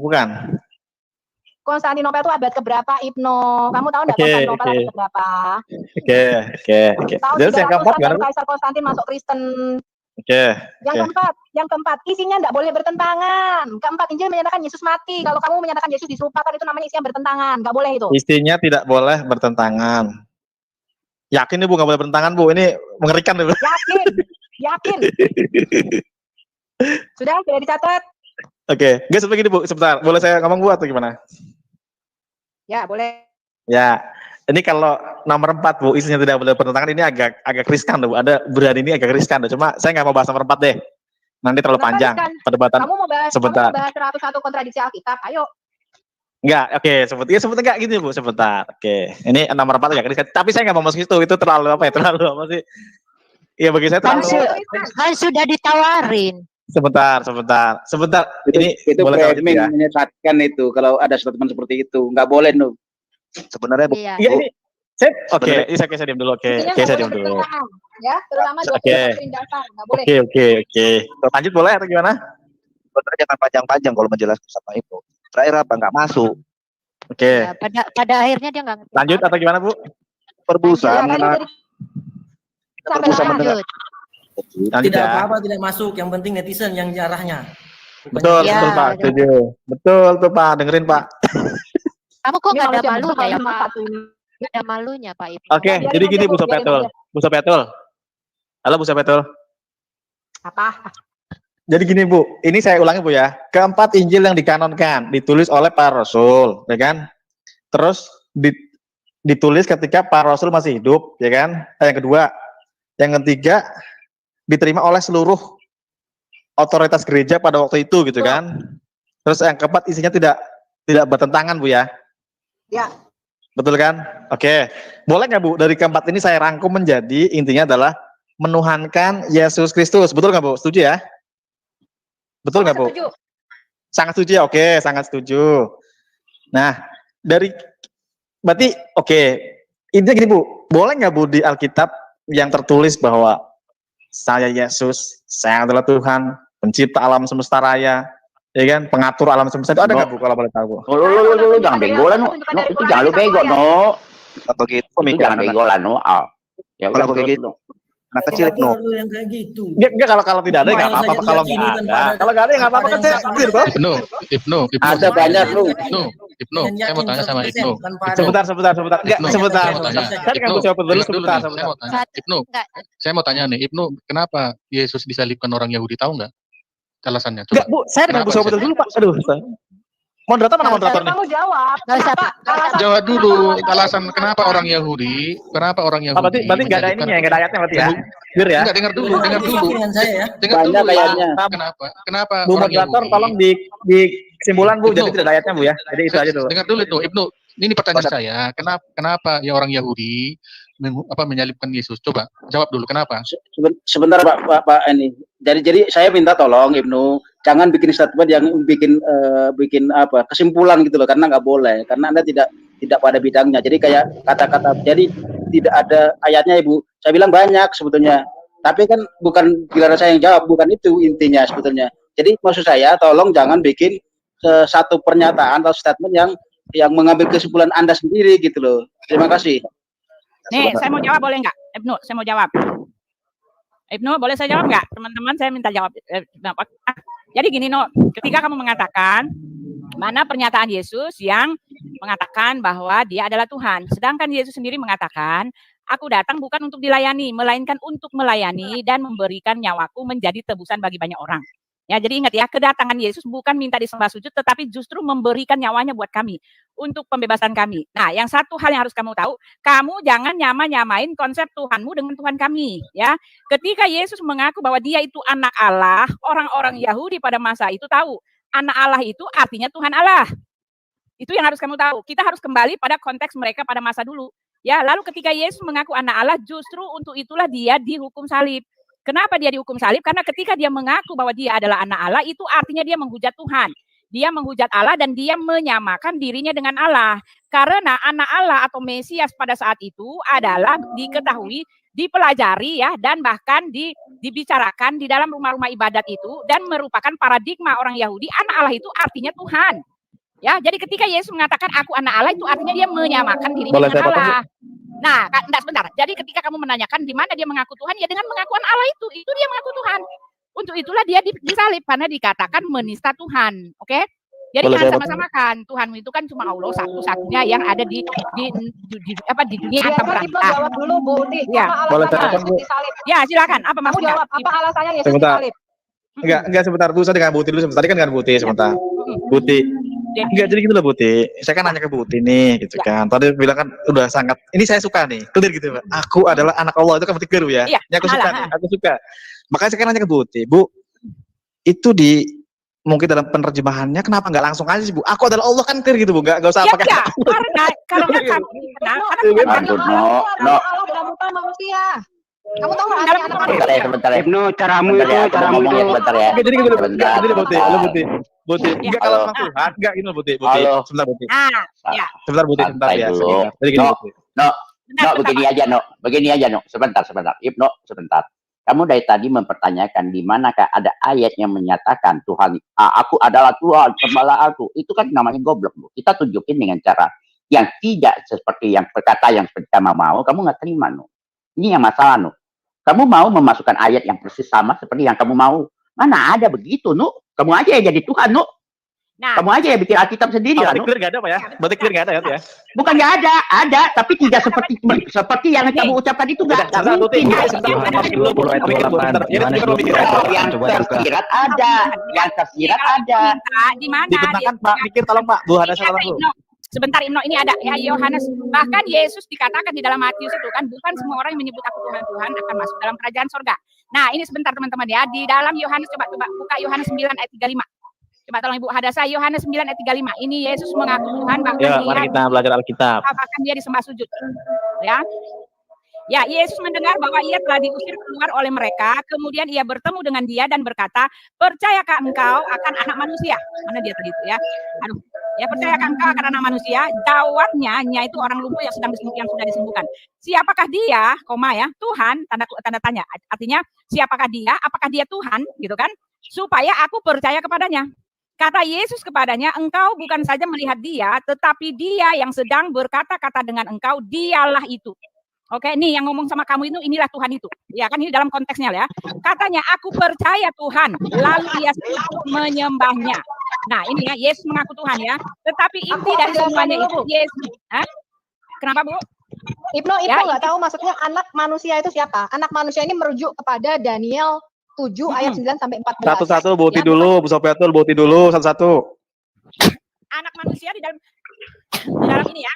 Perkataan Yesus kepada Petrus ya, menurut kamu siapakah anak manusia itu? Kata Petrus, engkau adalah anak Allah. Engkau adalah anak Allah. Anak manusia itu sama dengan Bu, ayat yang tadi, Bu. anak Allah. Ayat yang tadi aja, Bu. Saya mau baca, Bu. Ini Ibnu ini niatnya nggak belajar ini. Ini Ibnu ini menggurui. Ibu Uti, Ibnu ini menggurui, nggak mau belajar dia. Buti, saya boleh ngomong 1 menit aja. Ya, silakan. 1 menit habis itu saya keluar masalahnya. Jadi menurut saya sekali lagi Tuhan menurut kita sama nggak dengan Tuhan yang dimaksud Ibnu gitu loh. Contohnya Tuhan itu ngapain sih? Berfirman. Kalau Tuhan berfirman banyak ayatnya. Beginilah firmanku. Kata Yesus itu tinta merah itu jelas.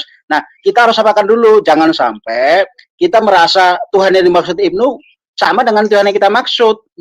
Gitu loh. Jadi sama nggak definisinya? Salah kali lagi berkali-kali saya bilang ke Ibnu, samakan dulu persepsinya. Kalau nggak sama, ya tidak bisa disama-samakan, gitu loh. Nah, Terima kasih. Ya, ini dia sama anak manusia itu nih ya. Ini anak manusia itu adalah gelar buat Yesus Buti karena dia benarkan ayatnya, Buti. Ya, ini ya. Matius 13 ayat 41. Ya, sekarang bacakan Matius 13 ayat 41, coba buka. Ya, Ibu Hadasa, Matius 13 ayat 41. Ya, anak manusia itu bukan kayak kamu. Nah, ini dia. 41 ya. Nah, ini dia. Anak manusia akan menyuruh malaikat-malaikatnya. Ya, di situ artinya apa? Ya, dia punya, ya kan? Anak manusia akan menyuruh malaikat-malaikatnya dan mereka akan mengumpulkan segala sesuatu yang menyesatkan dan semua orang yang melakukan kejahatan di dalam kerajaannya. Nah, ingat ya, anak manusia buat Yesus ini pengkhususan karena dia pemilik malaikat-malaikat dan dia pemilik kerajaan sorga. Ya, oke. Lalu di dalam Matius 16, Bu. Ya, Matius 16 ayat 15. Ya, Matius 16. Ini bukan anak manusia biasa ya. Nanti Ya, biar bukan jelaskan dari biasa. Daniel. Utusan juga. Ya. Nggak usah. Lalu Yesus berkata kepada mereka, tetapi apa katamu? Siapakah aku ini? Ya, Yesus kan menyebut dirinya anak manusia. Maka jawab Simon Petrus, engkau adalah Mesias, anak Allah yang hidup. Ya, jadi sama artinya anak manusia, anak Allah buat Yesus ini sama ya. Kata Yesus kepadanya, berbahagialah engkau Simon bin Yunus, sebab bukan manusia yang menyatakan itu kepadamu, melainkan Bapakku yang di sorga. Nah, itu kan Yesus mengatakan, Halo, Bu dia Oti. yang anak manusia itu. Hah, kenapa? Buti, lihatin yang atas itu bahwa ketika Ibnu hanya percaya Yesus sebagai nabi itu nggak cukup. kata 16 Yesus. 16 Bu, boleh saya tanya Bu Uti? Bu Ya, Uti. ya, silakan. Boleh saya bertanya Bu Uti? Ayat 16 yang atas Ya, itu. silakan Ibnu. Halo Bu Uti. Ayat 16. Iya, Boleh saya silakan. potong Bu Uti sebentar Bu Uti? Ya, silakan. Iya Bu, Apa- tadi ada yang apa ngomong masalah Bu. Oke. Jadi gini Bu, saya baca Bu Uti ya, Ayo kita belajar kita bareng-bareng yuk. Kamu baca Saya dulu baca ya. ayat 12 itu. Matius Lalu 12 ayat Yesus 13. bertanya kepada mereka, Nah, tetapi apa katamu? Siapakah aku ini? Maka jawab Simon Petrus, engkau adalah Mesias, anak Allah yang hidup. Betul nggak Bu? Ayatnya begitu kan? Oke. Bukan gitu loh Bu Uti. Kalau boleh nih Bu, coba diskusi dengan lembaga Alkitab Bu, biar tidak membingungkan. Anaknya diganti gitu loh. Aku adalah Allah, kan enak gitu loh Bu. Bener nggak Bu? Nah itu kan karena kebutuhanmu Ibnu. Kalau cara pikirmu seperti itu nggak nyambung. teman-teman, sebentar sendiri ya. Yesus sendirilah yang memperkenalkan. Ibnu ini kepada menggurui, kami bahwa- Buti. Ibnu ini menggurui, bukan belajar dia. Bentar, Pak, biar aja Pak, ini untuk yang dengar aja ya. Yesus sendiri telah menunjukkan kepada kami bahwa Allah yang benar itu adalah Allah yang Tritunggal. Dia adalah pribadi kedua daripada Allah Tritunggal. Jadi jangan masuk-masukkan konsep kamu. Jadi ketika Yesus mengaku bahwa dia adalah anak manusia, utusan anak Allah, itu artinya dia mengaku Tuhan. Di dalam Yohanes 5 ayat 18 ya. Oleh sebab itu, orang-orang Yahudi lebih berusaha lagi untuk membunuhnya. Bukan saja karena dia meniadakan hari Sabat, tetapi juga karena dia mengatakan bahwa Allah adalah Bapanya sendiri. Dan dengan demikian menyamakan dirinya dengan Allah. Ingat ya, jadi ketika dia mengatakan Allah itu adalah Bapanya, itu artinya dia menyamakan dirinya dengan Tuhan. Karena jelas Rasul Yohanes yang mencatat ini mengatakan bahwa dia itu datang dan keluar dari Bapa. Dia itu adalah firman Bapa. Rasul Yohanes juga yang mengatakan di dalam Yohanes 17 ayat 5, sebelum dia datang menjadi anak manusia, sebelum dia datang menjadi daging anak manusia atau utusan itu, dia ada dalam keberadaannya sebagai Allah Bapa. Ya, ingat, enggak, kamu dengar dulu, ngerti dulu, ya. Itu dia. Jadi jangan sama-samakan. Kita punya Tuhan yang beda, ya. Jadi jangan sama-samakan. Jadi kamu jangan memaksa. Mana yang mengaku-ngaku Tuhan seperti Allahmu mengaku sembahlah aku, dirikanlah sholat, gitu. Enggak. Coba Buti. Buti, tanya dulu lah. Boleh saya lanjut Buti? Definisi Tuhan menurut si Ibnu apa gitu loh. Iya teman-teman, enggak apa-apa, kita pengen tahu apa sih dia punya. Ayo. Sebenarnya itu kita bercerita tentang ayat Alkitab kita kasih sama dia, itu dianggapnya cerita dongeng karena dia kan mempermasalahkan manuskrip itu perkataan siapa, Boleh dari mana. saya lanjut Buti atau? Ibnu, Tuhanmu menurutmu apa? Tuhanmu seperti apa Ibnu? Baca lagi Yohanes 13 ayat 13. Sebentar. Lanjut saya lanjut Buti ya. Sebentar Ibnu, sebentar apa? Enggak apa-apa, kita layanin aja. Ini namanya menginjili. Silakan. Iya, kenapa Ibnu? Oke. Ya. Jadi gini Buti. Ini poinnya kan tadi saya angkat kan berarti kan Tritunggal Bu ya, betul nggak Bu? Iya, iya itu dia arah kami. Oke. Berarti kan Allah adalah anak Allah gitu ya atau gimana? Iya. Iya, Allah, anak Allah. Yesus Yesus firman yang telah menjadi manusia. Kan Rasul Yohanes yang enggak, sebentar. Berarti Tritunggal ini apa aja Bu? Allah, terus anak Allah, terus apa lagi? Allah. Anak Allah, Allah Bapa. Enggak, itu udah salah dia ngomongnya itu. Salah dia ngomongnya. Jadi kalau ketika Kudus, saya nggak tahu ya kenapa Muslim Allah Bapa, Putra dan Roh Kudus. Sebentar. Yang terangin Buti aja satu Pak. Enggak, gini. Iya, tolong sebentar ya, teman-teman ya. Enggak. Boleh saya enggak. Jadi silakan. Yang sering dilakukan oleh Muslim itu adalah mereka selalu mengatakan Bapa itu dalam konteks Allah gitu ya. Jadi ketika Pak, sebentar. Saya dengar lagi banyak Buti, Pak. Sebentar, Pak. Saya akan jelaskan. Jadi ketika kamu mengatakan apakah itu Allah, Anak, atau Roh Kudus, itu udah salah. Pernyataannya salah, Pak. Karena ketiganya itu adalah Allah. Jadi ketika Bapak bertanya apakah anak Allah itu adalah Allah, ya anak Allah adalah Allah. Sama seperti kamu anak manusia, kamu manusia bukan kucing gitu loh. Buti bisa lanjut Bu? Dan kamu kucing. Ya, gitu. ya boleh. Dia mau ini silakan Ibnu, silakan. Iya, saya kan sedang bertanya dengan Bu Uti. Saya bukan ngambil kesimpulan, saya sedang bertanya dengan Bu Uti. Bu Uti, berarti Tritunggal itu apa sih Bu? Maksudnya apakah itu Allah, anak Allah, terus satu lagi apa? Kan saya gitu Pak. Itu sudah dijelasin Ibnu, berkali-kali udah dijelasin. Kamu aja perlu mengulang-ulang, kamu itu mengulang-ulang dari dulu. Paling simpel saya mau kasih tahu sama Ibnu. Ya kamu lihat udah aja. Ibu Ti, dia menggurui Dia menggurui. Dengar aja, ini untuk orang yang dengar aja kok. Ya, jadi gini ya Pak ya Ibnu ya. Paling simpel lihatlah kepada dirimu sendiri, ya kan? kamu itu manusia kan, tetapi kamu terdiri dari apa? Ada roh kamu, ada kamu. Nah, Tuhan Yesus di tempat kami itu dikatakan gitu. Yesus itu datang dan keluar dari Bapa. Dia adalah bagian dari Bapa. Dia adalah firman-Nya Bapa. Ingat itu ya sekali lagi. Dia adalah firman-Nya Bapa. Tetapi ketika dia sudah menjadi manusia, pribadinya manusialah, berkata-kata seperti manusia. Ya, Rasul Paulus mengatakan di dalam Filipi itu ya. Saya akan bacakan ya. Coba mana ininya ya. Oh, Bu Hadasa udah nggak ada. Bu Uti, sebentar boleh lihat sebentar Bu. Ya, Bu Uti, apa-apa. ya, nanti minta tolong ingatkan aja. Tadi kan waktu awal-awal tadi Ibnu kan Bu Uti tanya apakah Muhammad bisa baca atau tidak, tunjukkan ayatnya. Yang kedua, apa definisi Allah, itu aja. Bu Uti, Ya Ibu, saya titip ya. Ibu itu ganti itu aja Ibu topiknya Bu. Suruh Ibu jelaskan itu Ibu. Halo Bu Uti, lanjut atau gimana Bu? Ya, Ya lanjut itu tentang Muhammad nggak bisa baca itu Ibnu. Sebentar. Ya, Ya, silakan sebelum Bu. ganti topik, Ya. aku mau jelaskan bahwa Trinitas Sebentar Bu bukan Sopir, doktrin. aduh, jadi kemana-mana. Sebentar, aku jelaskan soal Trinitas. Ini tadi kan Bu Uti menerangkan mengenai Tritunggal. Ibnu udah ganti topik. Jelaskan Nabi Mu nggak bisa baca Ibnu. Diam Ganti dulu, topik ini Ibnu, sekarang. diam dulu. Gimana Bu Uti? Aku Kita kelas dulu atau gimana Bu? Sebentar, aku jelaskan Ya, Trinitas silakan dulu. ini Ibu Sofi mau jelaskan. Ya. Ya, lanjut. Bu Sopir, Trinitas. sebentar Bu, sebentar Bu. Sebentar.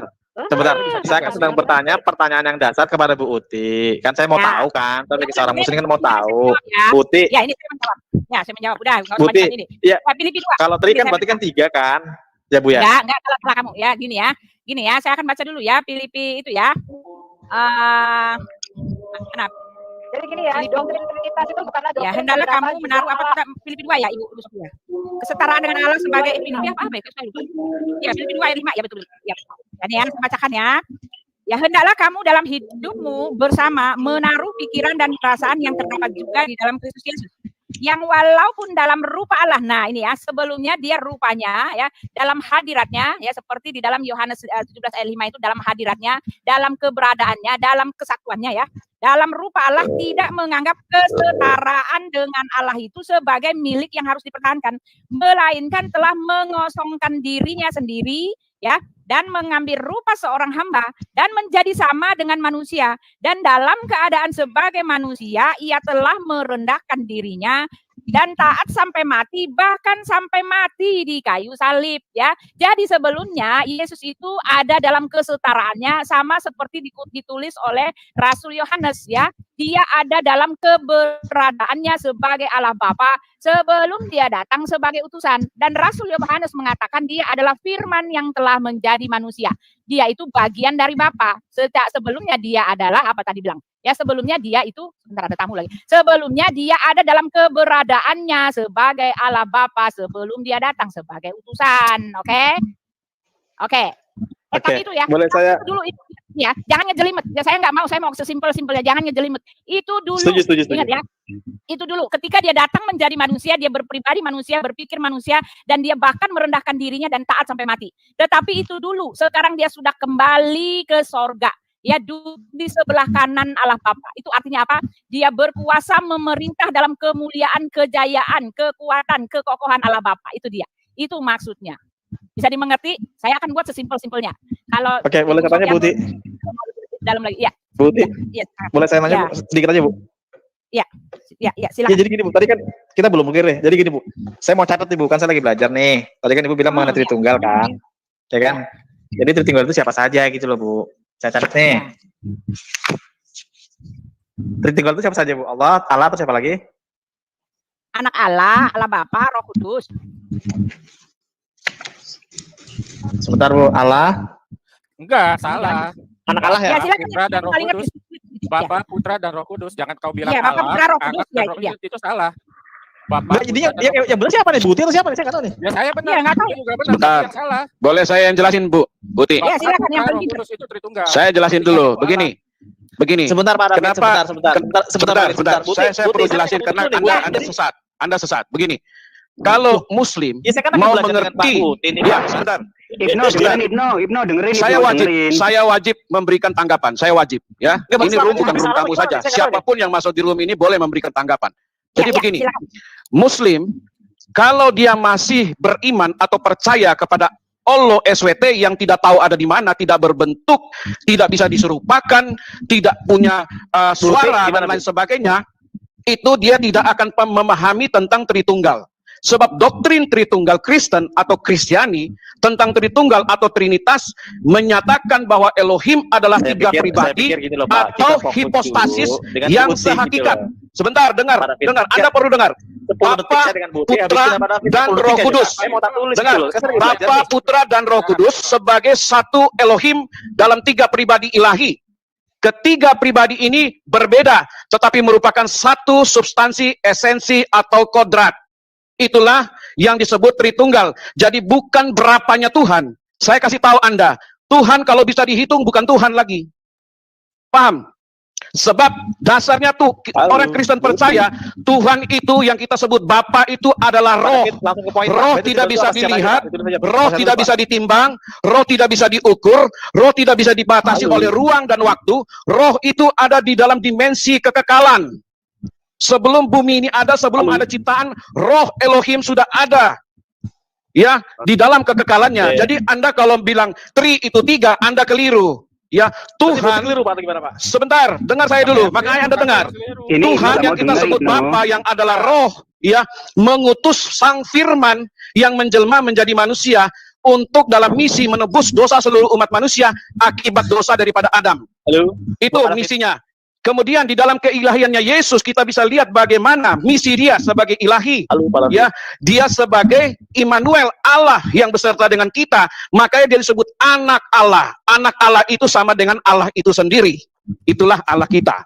Dan ketika dia naik ke sorga, dia mengutus yang namanya Rohul Kudus. Roh Kudus adalah roh Tuhan itu sendiri yang menyertai seluruh umat manusia di bumi ini.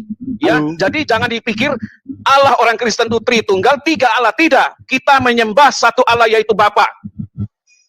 Itu saja dari saya. Silakan teman-teman lanjutin karena tidak akan mengerti Muslim kalau dia membuat satu kalimat membuat satu keputusan bahwa Allah yang mereka percaya yang tidak bisa diserupakan, yang tidak bisa disamakan dengan apapun, tidak bisa disamakan dengan makhluk, tidak punya suara, tidak tahu ada di mana, bentuknya apapun tidak ada. Begitu mereka melihat Trinitas, Tuhan kok bisa utus firman-Nya menjadi daging, mereka menjadi bingung. Kok Tuhan bisa berinkarnasi? Waktu Tuhan menjadi daging mengutus firman-Nya, artinya begini, ya, bahwa firman tetap ada di dalam diri Bapa. Bapa di sorga tidak pernah putus dengan firman-Nya. Bapa di sorga tidak pernah putus dengan rohnya. Dia punya tiga itu, yaitu Bapa, Sang Firman, dan Roh. Tidak bisa dipisahkan. Itulah. Pak Ibnu, silakan yang lain. Jadi sebentar, Putih. Sebentar. Ini kan udah siang nih Bu, sebentar. Ini kan biar ada konklusi Bu, ada kesimpulan sementara lah. Ya udah, sama saya aja sini. Yang ini sebentar Putih. Jadi Tritunggal itu siapa aja? Jadi mau saya tulis gitu loh Bu. Nah, gini ya, paling gampang ya. Tritunggal itu satu siapa nih? Ya, saya mau simpelin aja. Nih, simpelnya begitu. Bapak, Anak, Roh Kudus itu Tritunggal, selesai. Bapak, Anak, dan Roh Kudus ya, sama selesai. Bapak, saya tulis ya, Bapak, Anak, di diri kamu, ya. Ibnu. Ya, Ibnu, Roh Kudus gitu ya. Ya. Udah cukup jawab aja Bapak Putra. Sudah? Itu sudah selesai, Bapak, Pak Ibnu. Oke. Ibu Uti, suruh Ibnu jelasin tentang Tuhannya aja, Ibu Uti. Suruh Ibnu jelasin tentang Tuhannya, tentang nabinya aja. Gak perlu Pak, soalnya kan kita ini memang kita mau ini Pak, kita ngapain Tuhan Halo Putih. Ya, silakan Pak Ibnu, ya kenapa? Orang Ya, jelas. jadi gini Bu, ini kan konklusi hari ini. Baca Yohanes 20 ayat 27 sampai 29. Konklusinya apa? Ya, konklusi yang saya tangkap sementara dari perbincangan Ibu Putih kan, Ibu adalah Tritunggal mengenai ada Bapa, Anak, dan Roh Kudus, begitu Bu ya? Ya. Cuma tadi saya masih sangat menyayangkan Bu, kenapa ayatnya masih anak Allah gitu, bukan Allah gitu loh. Anak Allah itu saya tanya kamu, anak kunci itu apa? Anak tangga itu apa? Analoginya begitu. Anak Jakarta itu apa? Analoginya begitu. Satu lagi Pak. Anak manusia kan? Sedikit. Manusia kan? Kalau kamu anak manusia, kamu manusia kan? Enggak, Sebentar. sebentar. Kalau Allah itu emang nama. Sebentar. Dia anak Allah pasti bukan Allah. Sebentar. Kalau kamu anak manusia, kamu anak manusia. Sebentar. Nah, itu jelas. Allah itu hakikat. Jadi kalau anaknya kalau dia punya anak, Allah yang hakikat Allah itu punya anak, anaknya hakikatnya sama dengan Allah juga, sama dengan kamu juga. Kamu manusia, hakikatnya manusia. Halo Putih. Manusia. Anak kunci adalah kunci, anak tangga adalah tangga, anak manusia adalah manusia, anak Allah juga Anak Allah. Allah adalah Allah sendiri. Dia nggak tahu, makanya ditanya jangan serang. Allah itu bukan nama. Nah, ini kebingungan muslim, Bu Uti. Bute, suruh jelasin ilmu tentang Tuhannya, Bute. Udah satu-satu aja, pusing mau Kayak ini ya.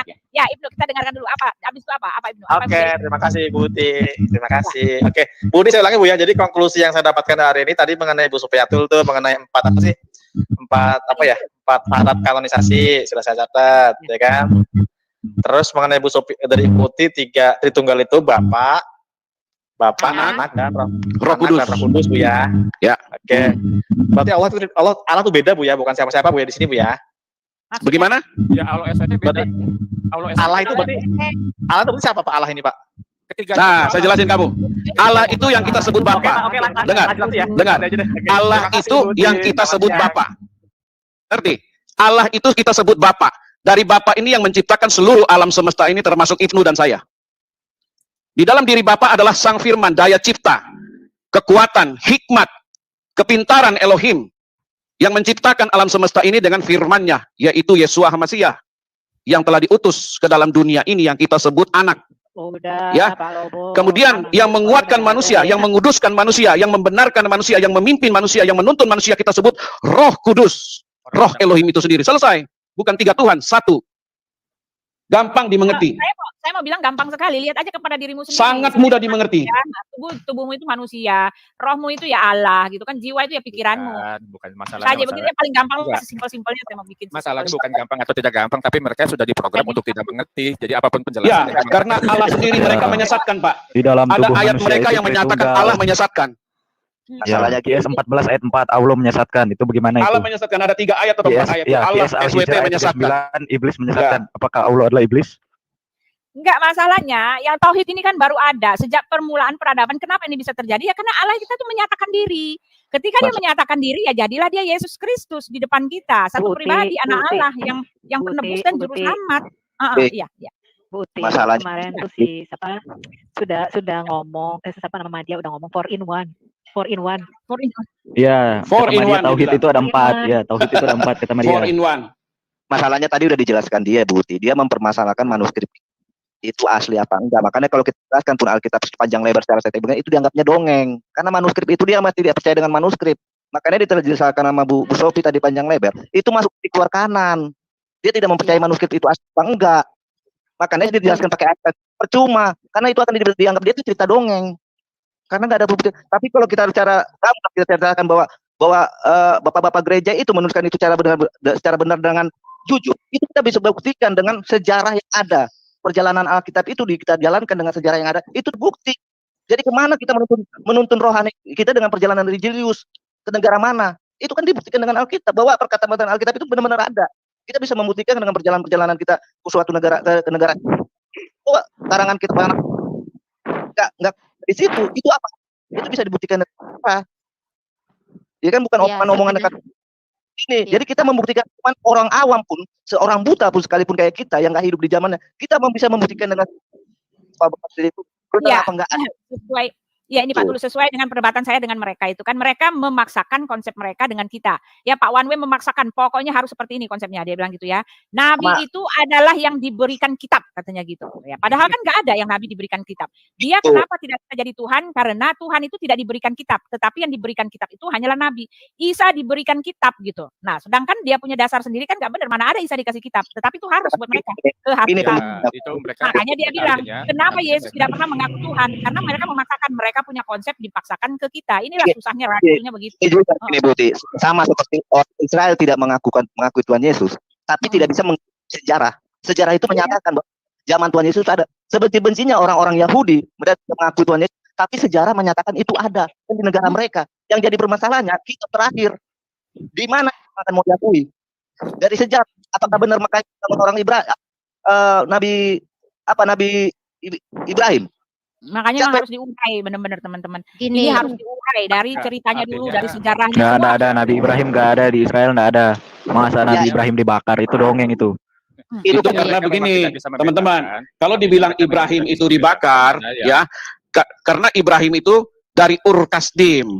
Ur kasdim itu kan api, Tungku api, Jadi tungku mereka api, pikir tungku api. dia dibakar, tungku api itu dibakar. Itu kesalahan sejarah dari Muslim. Penulis Iya, gini. sejarah Islam itu Iya. salah. Ini Ya. teman-teman, intinya sebenarnya gini. Arti Itu sebenarnya kasdim itu tungku api, betul kata Pak Lobo. Betul, itu salah mereka. Bukan Ibrahim dibakar, tidak ada dalam Iya. sejarah. Mereka Orang kan Israel dalam kitab mereka dikaitkan saja dengan tidak nama kota. pernah ada mengatakan seperti itu. intinya Iya. teman-teman sebenarnya gini, kita pun diakui orang Yahudi, ya kan, Yesus pun tidak diakui, Injil pun tidak diakui dengan perkataan, tapi sejarah mengakui. Intinya kan seperti itu. Tuhan tidak bisa kita tidak bisa membuktikan dengan perkataan. Siapapun tidak bisa membuktikan dengan perkataan pada zaman sekarang ini, tapi sejarah bisa membuktikan. Kan itu jawabannya. Karena kalau sejarah pun kan itu sama-sama aja ilmu buta. Iya, makanya sejarah itu memang sangat-sangat pengaruhnya sangat kuat. Makanya kita bongkar sejarahnya, itu sejarah harus dibongkar. Iya, Tetapi masalahnya yang mereka juga lucunya. sudah didoktrin. Bentar. Tetapi Ya, masalahnya ya. mereka sudah mempunyai pertahanan. Wahyu Allah jauh lebih kuat dari sejarah ya. Berdasarkan debat saya dengan yang lain-lain, wahyu Allah itu dia kepala dari semua sejarah, dialah yang menciptakan sejarah. Jadi katanya gitu kan. Jadi kita harus Enggak, percaya tentang wahyu itu Allah. tandanya, enggak, Oon, tandanya adalah itu logika gila itu. satu Gini, hal yang paling menarik adalah gini, Pak. artinya mereka mempunyai iman, enggak, sebentar Pak. Artinya mereka memiliki iman yang jauh lebih tinggi dari iman kita, Pak. Enggak, kayak gitu. Iya, buktinya adalah kalau ada sejarah, bukti-bukti sejarah yang sudah valid bertentangan sama kitab suci mereka bilang yang salah sejarahnya gitu loh. Itu artinya kalau bukan imannya kenceng banget, kuat banget itu apalagi fanatismenya. Iya, itu logika kesurupan, Pak. Logika kesurupan, cinta buta. Mereka lagi yang mengeluarkan satu statement, Pak, begini Pak. Mereka mengatakan bahwa bumi itu datar. Jadi yang mengakui bumi bulat itu kafir. Iya. Karena acaranya itu adalah Tuhan. Ya, tangan mereka di situ. Boleh sebentar nggak? Jadi ada satu, sebentar Pak. Ada satu yang menarik ya. Kan kita sering sekali ditanyakan, coba tunjukkan ayatnya di mana Yesus mengaku bahwa dirinya dia Tuhan dan sembahlah aku. Ya, itu hal menarik karena itu saya cari itu di Alkitab, seluruh Alkitab kata sembahlah aku itu satu pun tidak ada. Dari Kejadian sampai Wahyu, dari Perjanjian Lama sampai Perjanjian Baru, tidak ada satu pun kalimat yang mengatakan tidak ada sama sekali kalimat yang mengatakan sembahlah aku. Cuma ada satu, bukan hanya ada satu, iblis. cuma ada satu, Iblis. yaitu iblis. Ya. Semua kata-kata di dalam seluruh Alkitab itu semuanya tentang menyembah, tentang beri persembahan dan sebagainya. Tapi sembahlah aku tidak ada satu pun. Itu kecuali iblis. Artinya apa? Iya, seluruh dunia ini akan diberikan kepadaku jika engkau sujud menyembah aku, kata iblis. Artinya apa? Artinya adalah Alkitab mengajarkan kita ketika ada satu karakter yang menyuruh-nyuruh sembahlah aku itu adalah dari iblis. Itu aja. Sebenarnya ini sebenarnya Putih. Benar, Saya ada dulu, Pak. titipan pertanyaan nih. Ada titipan Gua ada satu. pertanyaan. Sebenarnya gini, permasalahannya kita kan sebenarnya awal dari semua agama apa itu aliran itu kan dari Yahudi. Kristen ditolak Yahudi, tapi Yahudi tidak bisa mengelak sejarah. Sejarah mengatakan kita bersama dengan Yahudi. Sekarang datang Islam, itu ditolak juga dengan Kristen dan Yahudi. Dan membuktikan Islam ini membuktikan dari apa? Itu pertanyaannya sekarang. Dia harus bisa membuktikan kepada Kristen sama Yahudi. Dia itu benar-benar ikutan aliran ikut bersama Yahudi apa tidak? Ya kan, kalau Kristen bisa membuktikan walaupun dengan tidak percaya dengan perkataan, tapi sejarah membuktikan kita bersama dengan mereka, kita menyatu dengan mereka, dan Yahudi tidak bisa melakukan itu, ya kan? Tapi datang dengan Islam terakhir ini, dia bisa membuktikan dengan apa? Itu pertanyaannya sekarang. Apa dia bisa membuktikan dengan sejarah sama seperti Kristen yang ibarat tertolak dengan Yahudi, ya kan? Dia bisa Yang aneh itu Pak, kalau ada Yahudi KW bela-bela Islam, nah itu aneh. Itu Yahudi Samaritan. Yahudi Samaria yang tidak diakui. Itu kan bukan orang Israel punya. Orang Israel punya mesianik. Iya, orang bidatnya Yahudi, istilahnya gitu aja. Bidatnya Yahudi, titik Iya, orang Yahudi itu sama orang Samaria itu berseberangan. Enggak, gini mengenai masalah bidat itu. Mengenai masalah Yahudi, kita sebenarnya tidak perlu menjadikan Yahudi itu sebagai kiblat. Karena apa? Karena dari awal pun, dari zamannya Yesus pun mereka adalah yang menolak Yesus gitu kan. Tentu saja akan sampai dengan hari ini pun mereka akan tetap menolak Yesus. Dan kalau kita bicara apakah mana Yahudi mana bukan, ya sebenarnya agama Kristen itu adalah Judaism sebenarnya, adalah agama Yahudi. Kita adalah Yahudi, akan tetapi mungkin karena pemeluknya itu lebih banyak orang-orang di luar Yahudi, maka orang suka salah berpikir bahwa Kristen itu bukan Judaism sebenarnya. Nah, Judaism itu sendiri kan akhirnya pecah pada dengan Judaism rabbinik gitu kan, dia pecah di situ. Akan tetapi ya sebenarnya kita itu adalah Judaism. Jadi antara kita dengan Yahudi rabbinik itu sendiri memang ada pertentangan. Dan kalau mau bicara sekarang, Yahudi rabbinik memang masih mengkampanyekan untuk menolak Yesus. Bahkan mereka makanya saya bilang tadi jangan berkiblat juga dengan Yahudi. Apa kata Yahudi itu pasti benar. Bahkan rata-rata rabi-rabi sekarang itu lebih senang mengatakan bahwa Tuhan mereka itu sama dengan Muslim gitu loh, daripada mengatakan Tuhan mereka sama dengan Kristen. Tapi itu adalah pernyataan yang menurut saya adalah pernyataan yang munafik ya. Kenapa saya katakan pernyataan yang munafik ya? Karena kalau mereka mengatakan rabi-rabi itu mengatakan Tuhan mereka sama dengan Tuhannya Islam, ya harusnya kalau mereka tidak munafik ya harusnya mereka bersyahadat dong langsung. Ya mereka aturan naik haji lah. Iya, harusnya bersyahadat dan sebagainya. Karena apa? Karena di dalam hadis mereka sendiri kan tidak akan sampai akhir zaman itu kalau mereka tidak memerangi Yahudi kan gitu kan. Ya, membunuh Yahudi sampai habis karena dikatakan di dalam hadis. Gitu loh. Ya, dikatakan dalam hadis orang Yahudi itu akan menanti kedatangan Mesias yang itu adalah Dajjal gitu loh. Makanya harus dibasmi semua itu orang Yahudi. Kalau di dalam hadis ya. Jadi gini teman-teman ya. Gini Ya, teman-teman, hadis saya boleh Sahih kasih masukan. Bukhari nomor 5203. Ya, Pak Damai. Saya kasih masukan saja begini. Orang Islam kan suka memframing bahwa Tuhan mereka dengan Tuhannya Yahudi itu sama. Ya, itu sebenarnya tidak benar. Mereka memaksakan supaya sama. Untuk pijakan mereka. Kalau tidak sama, dasarnya mereka punya kitab itu dari mana? Karena begini, proses penciptaan langit dan bumi dalam kitab Tanakh, Taurat itu sudah ribuan tahun yang lalu ditulis dengan jelas oleh Nabi Musa. Oleh kuasa Roh Kudus, pimpinan Roh Kudus, dia menulis 5 kitab itu. Lalu setelah abad ke-7, ada lagi kitab lain yang mengatakan proses penciptaan langit dan bumi yang tidak sesuai dengan kitab Taurat. Ya, alurnya itu tidak sama. Apakah ini bisa kita percaya? Begitu loh. Kemudian nabi-nabinya, Musa, Abraham punya orang tua namanya siapa? Terah. Di atasnya Terah siapa? Itu dari Sem. Nuh, yang turun anaknya Sem, terus sampai ke bawah 10 turunan, sampai ke Terah. Itu jelas sekali Alkitab. Baru kalau mereka mengatakan itu sama, apakah mereka merayakan Yom Kippur? Apa mereka merayakan yang namanya Paskah? Apa mereka juga mau dibaptis kalau Tuhannya sama? Ya, saya kira ini kan pemaksaan sekali dari pihak mereka. Itu tidak benar sama sekali. Kemudian bukan orang Yahudi tidak percaya Mesias atau Yeshua Mesias. Mereka pada saat itu menantikan Yesus yang akan membebaskan mereka dari penjajahan. Berarti Yesus yang datang itu sebagai raja, king. Ternyata Yesus datang sebagai bayi untuk menyelamatkan manusia. Mereka kecewa, makanya waktu Yesus mengakui aku anak Allah, mereka mau bunuh dia. Jadi kalau dikatakan kalimat, mana dikatakan Alkitab mengatakan akulah Tuhan sembahlah aku, itu kuno. Kalau Yesus katakan itu, batal semua itu yang namanya nubuatan para nabi-nabi, mulai dari perjanjian lama, kitab Kejadian sampai Maleakhi, itu batal semua. Ya, karena Yesus datang sebagai manusia menebus dosa manusia, dia harus merendahkan diri. Ya, makanya mereka tetap menantikan Mesias yang akan datang membebaskan orang Yahudi. Makanya firman Tuhan katakan, apabila kamu lihat pohon ara ini sudah mulai bertunas, waktunya sudah dekat. Berarti nanti Yesus akan datang sebagai raja membebaskan orang Israel. Jadi mereka masih menantikan Yesus yang akan membebas. Memang Yesus katakan dia akan datang ke dunia ini sebagai hakim yang adil. Ya, berarti dia datang sebagai raja yang akan mendirikan kerajaan 1000 tahun di bumi ini yang kita baca dalam kitab Wahyu itu. Ya, teman-teman. Jadi kalau mereka tidak paham jelas karena mereka tidak tahu latar belakang penulisan kitab-kitab yang ada di Perjanjian Lama dan Perjanjian Baru. Apa turunnya ayat itu Tuhan firmankan kepada hamba-hambanya, tulis dalam ilham Roh Kudus, apa latar belakangnya, maksud dan tujuannya apa. Mereka tidak memahami itu, lalu mereka framing, ambil satu ayat framing, ambil satu ayat framing. Itulah karena ketidaktahuan mereka tentang Alkitab yang adalah kitab yang paling sempurna di bumi ini. Sudah terbukti dalam perdebatan kita dengan mereka, ayat menjelaskan ayat, tidak perlu hadis kita. Kita tidak perlu bikin buku tafsir. Ayat menjelaskan ayat, itu sudah terbukti di seluruh bumi. Ya, jadi jelas Alkitab kita tuh sempurna. Ya. Terima kasih teman-teman. Oke, teman-teman, sebelum saya keluar, Ya, saya mau tambahkan dikit. pertanyaan. Sebentar aja, saya mau keluar dulu. Oke. Ada Siap. pertanyaan.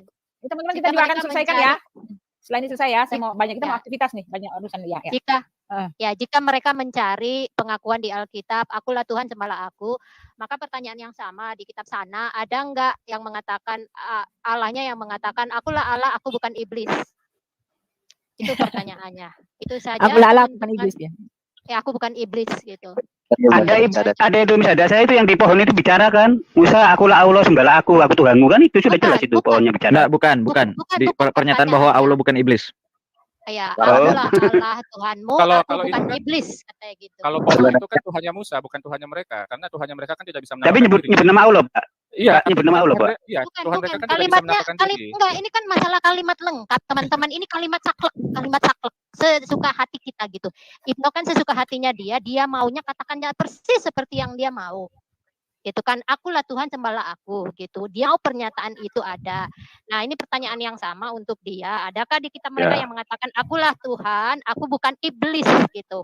Tapi sebenarnya Pertanyaannya. sih ketika kita ditanyakan dengan pertanyaan dengan harus menjawab dengan kalimat saklek seperti itu, ya kita jawab aja. Harusnya orang Kristen tidak perlu ragu-ragu mengatakan kalau kalimat saklek seperti itu ya memang tidak ada gitu loh. Nah, ketika emang itu tidak ada, tentunya ada dua respon. Kalau orang bijak akan bertanya, mereka akan bertanya, oke, kalau itu tidak ada, lalu bagaimana sih orang Kristen bisa mengenal Yesus sebagai Tuhan? Pasti ada alasannya. Itu yang dicari. Tapi orang bodoh, orang tolol pasti akan bilang, nah kan nggak ada, berarti Yesus bukan Tuhan. Nah, itu aja. Masalahnya Pak Asep, ini dengerin ya, dari tadi saya memperhatikan, makanya saya tegur keras Ibnu. Dia kan Bu Sophia tuh menjelaskan ada berapa kan. Yang pertama dia benar-benar belum nggak dapat apa-apa. Padahal itu pertanyaannya dia cuma catat satu syarat-syarat kenapa Alkitab itu masuk dalam kanonisasi, dia catat. Kemudian Tritunggal cuman dia dapat, tapi yang dia tanyakan bukan itu yang pertama. Yang dia tanya bukan itu.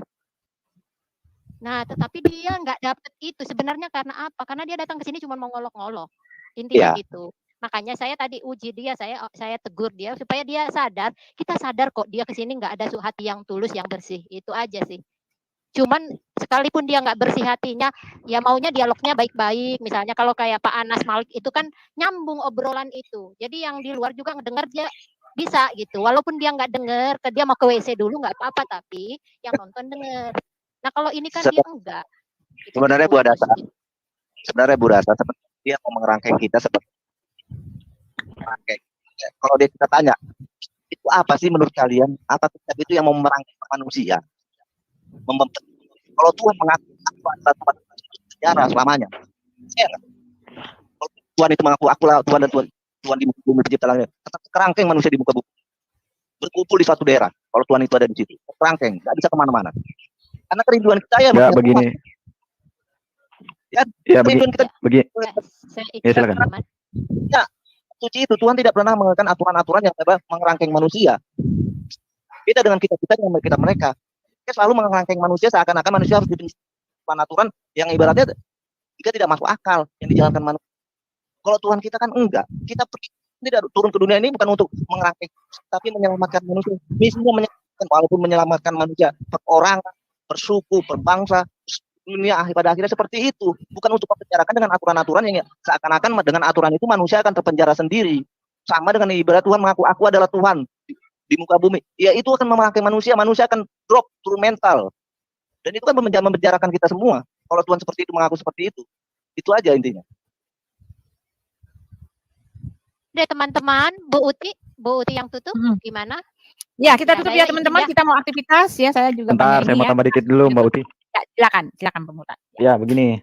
Jadi kalau ada orang-orang Islam tuh ya yang menyamakan dengan Tuhannya dengan orang Yahudi, kemudian ada orang Yahudi yang menyamakan Tuhannya dengan orang Islam, itu salah ya. Karena di dalam Mazmur 147 ayat 19 sampai 20 itu sudah dibantah ya. Tolong ditampilkan Bu Uti. Sudah dibantah buat yang menyamakan antara Tuhannya Islam ya dengan Tuhannya Yahudi. Atau saya bacakan aja Bu Uti. Mazmur 147 ayat 19 sampai 20 bisa di share screen. Halo. Mazmur, aduh, Ibu Hadasa udah nggak ada. Baca aja nih. Oke, saya bacakan aja ya. Mazmur 147 ayat 19 sampai 20. Ia memberitakan firman-Nya kepada Yakub, ketetapan-ketetapannya dan hukum-hukumnya kepada Israel. Ia tidak berbuat demikian kepada segala bangsa, dan hukum-hukumnya tidak mereka kenal. Nah, jadi Tuhan itu memberitakan hukum-hukumnya, firman-firman-Nya itu hanya kepada Bani Israel. Kemudian dari Bani Israel itu diberitakanlah kepada suku-suku yang lain atau negara-negara yang lain. Contoh kita ada di Indonesia sekarang, ya rasul-rasulnya itu semua datang dari Israel. Tidak ada itu datang dari Arab, karena Tuhan itu ketika dia berbicara secara langsung ya. Ini saya berbicara ketika Tuhan itu dia berbicara dengan manusia secara langsung itu hanya kepada bangsa Israel. Dia tidak berbicara kepada Arab. Jadi di sini sudah jelas Mazmur 147 ayat 19 sampai 20 itu sudah dibantah karena Tuhannya Israel itu hanya berbicara ya secara langsung hanya dengan suku Israel, bangsa Israel. Di luar Israel itu dia tidak pernah berbicara, apalagi disebut Arab. Karena di dalam kitab Ulangan sudah jelas dikatakan bahwa jangan mengikuti Tuhan Allah bangsa sekelilingmu.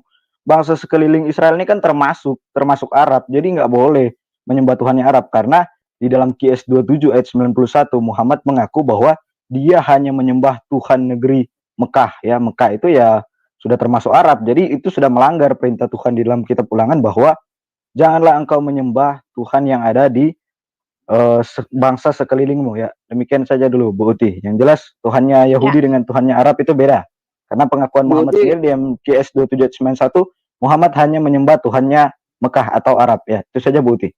Iya, ya itu udah pasti. Bu Uti. Ya, ini ada sebentar Pak. Iya. Ini ada Pak Riko terakhir ya, Pak Riko. Mungkin mau kasih ini ya, karena kita udah mau tutup Pak. Pak RRICO ya, Pak Riko. Oke, salam Buti. Salam semua. Shalom Iya. Pak, sabuk. Salam. Ya, ini Pak Omnivora ini. Oke, ya. Salam Pak. Ya, saya tadi simak seru juga, semangat juga itu Pak. Terutama Pak King David ini, semangat banget. Iya Pak King David, iya. Bagus nih, bagus. Ya terakhir tadi nih Pak Pemurtad, aduh bicara tentang Yahudi yang sono ya, Yahudi yang kolaborasi itu ya. Lucu Ya, juga Yahudi tuh. KW itu Pak. Yahudian. Lucu ya. Yahudi, dibilang sama Tuhannya. Tapi kalau ditanya Syiah, Islam atau bukan, bingung nggak jawab. Padahal Syiah kan menyembah Allah SWT, mengakui Nabi Muhammad juga. Yahudi tidak. Tapi gimana ya? Bingung mereka ini. Membingungkan. Ya, justru di Iran orang Syiah itu dibunuh loh, dibantai dengan sadis itu. Iya. Aneh-aneh saja mereka. Lanjut deh yang lain dulu. Buti. Ya, kita udah mau tutup ya. Terima kasih Pak Obaja, Pak King David. Buti, saya ini dulu ya. Yang tadi berarti belum ada jawabannya ya. Ya, jangankan Ibnu, Ustadz besar saja sekelas Adi Hidayat sama Buya Sakur itu berbeda pendapat mengenai tadi pertanyaan Ibu yang pertama, apakah Muhammad itu bisa baca? Itu juga berhubungan dengan perbandingan ini kan. Kalau Nabi Musa jelas bisa baca karena dia dibesarkan di lingkungan Firaun. Kerajaan. Ya, Firaun. Mesir, nah, kerajaan. Dia kan jelas bisa baca. Nah, sementara yang Nabi Muhammad para ulama besar juga sampai sekarang belum sepakat apakah beliau itu bisa baca atau tidak, karena biasa mengatakan barang siapa, ya saya ulangi lagi, barang siapa mengatakan Nabi buta huruf itu akan saya adukan ke Bareskrim katanya kan. Sementara Adi Hidayat mengatakan bahwa Nabi itu memang tidak bisa baca tulis, karena kalau bisa baca tulis katanya dikhawatirkan beliau akan ditafsirkan membaca kitab-kitab sebelumnya. Nah, sampai sekarang menurut saya belum ada kesepakatan gitu loh.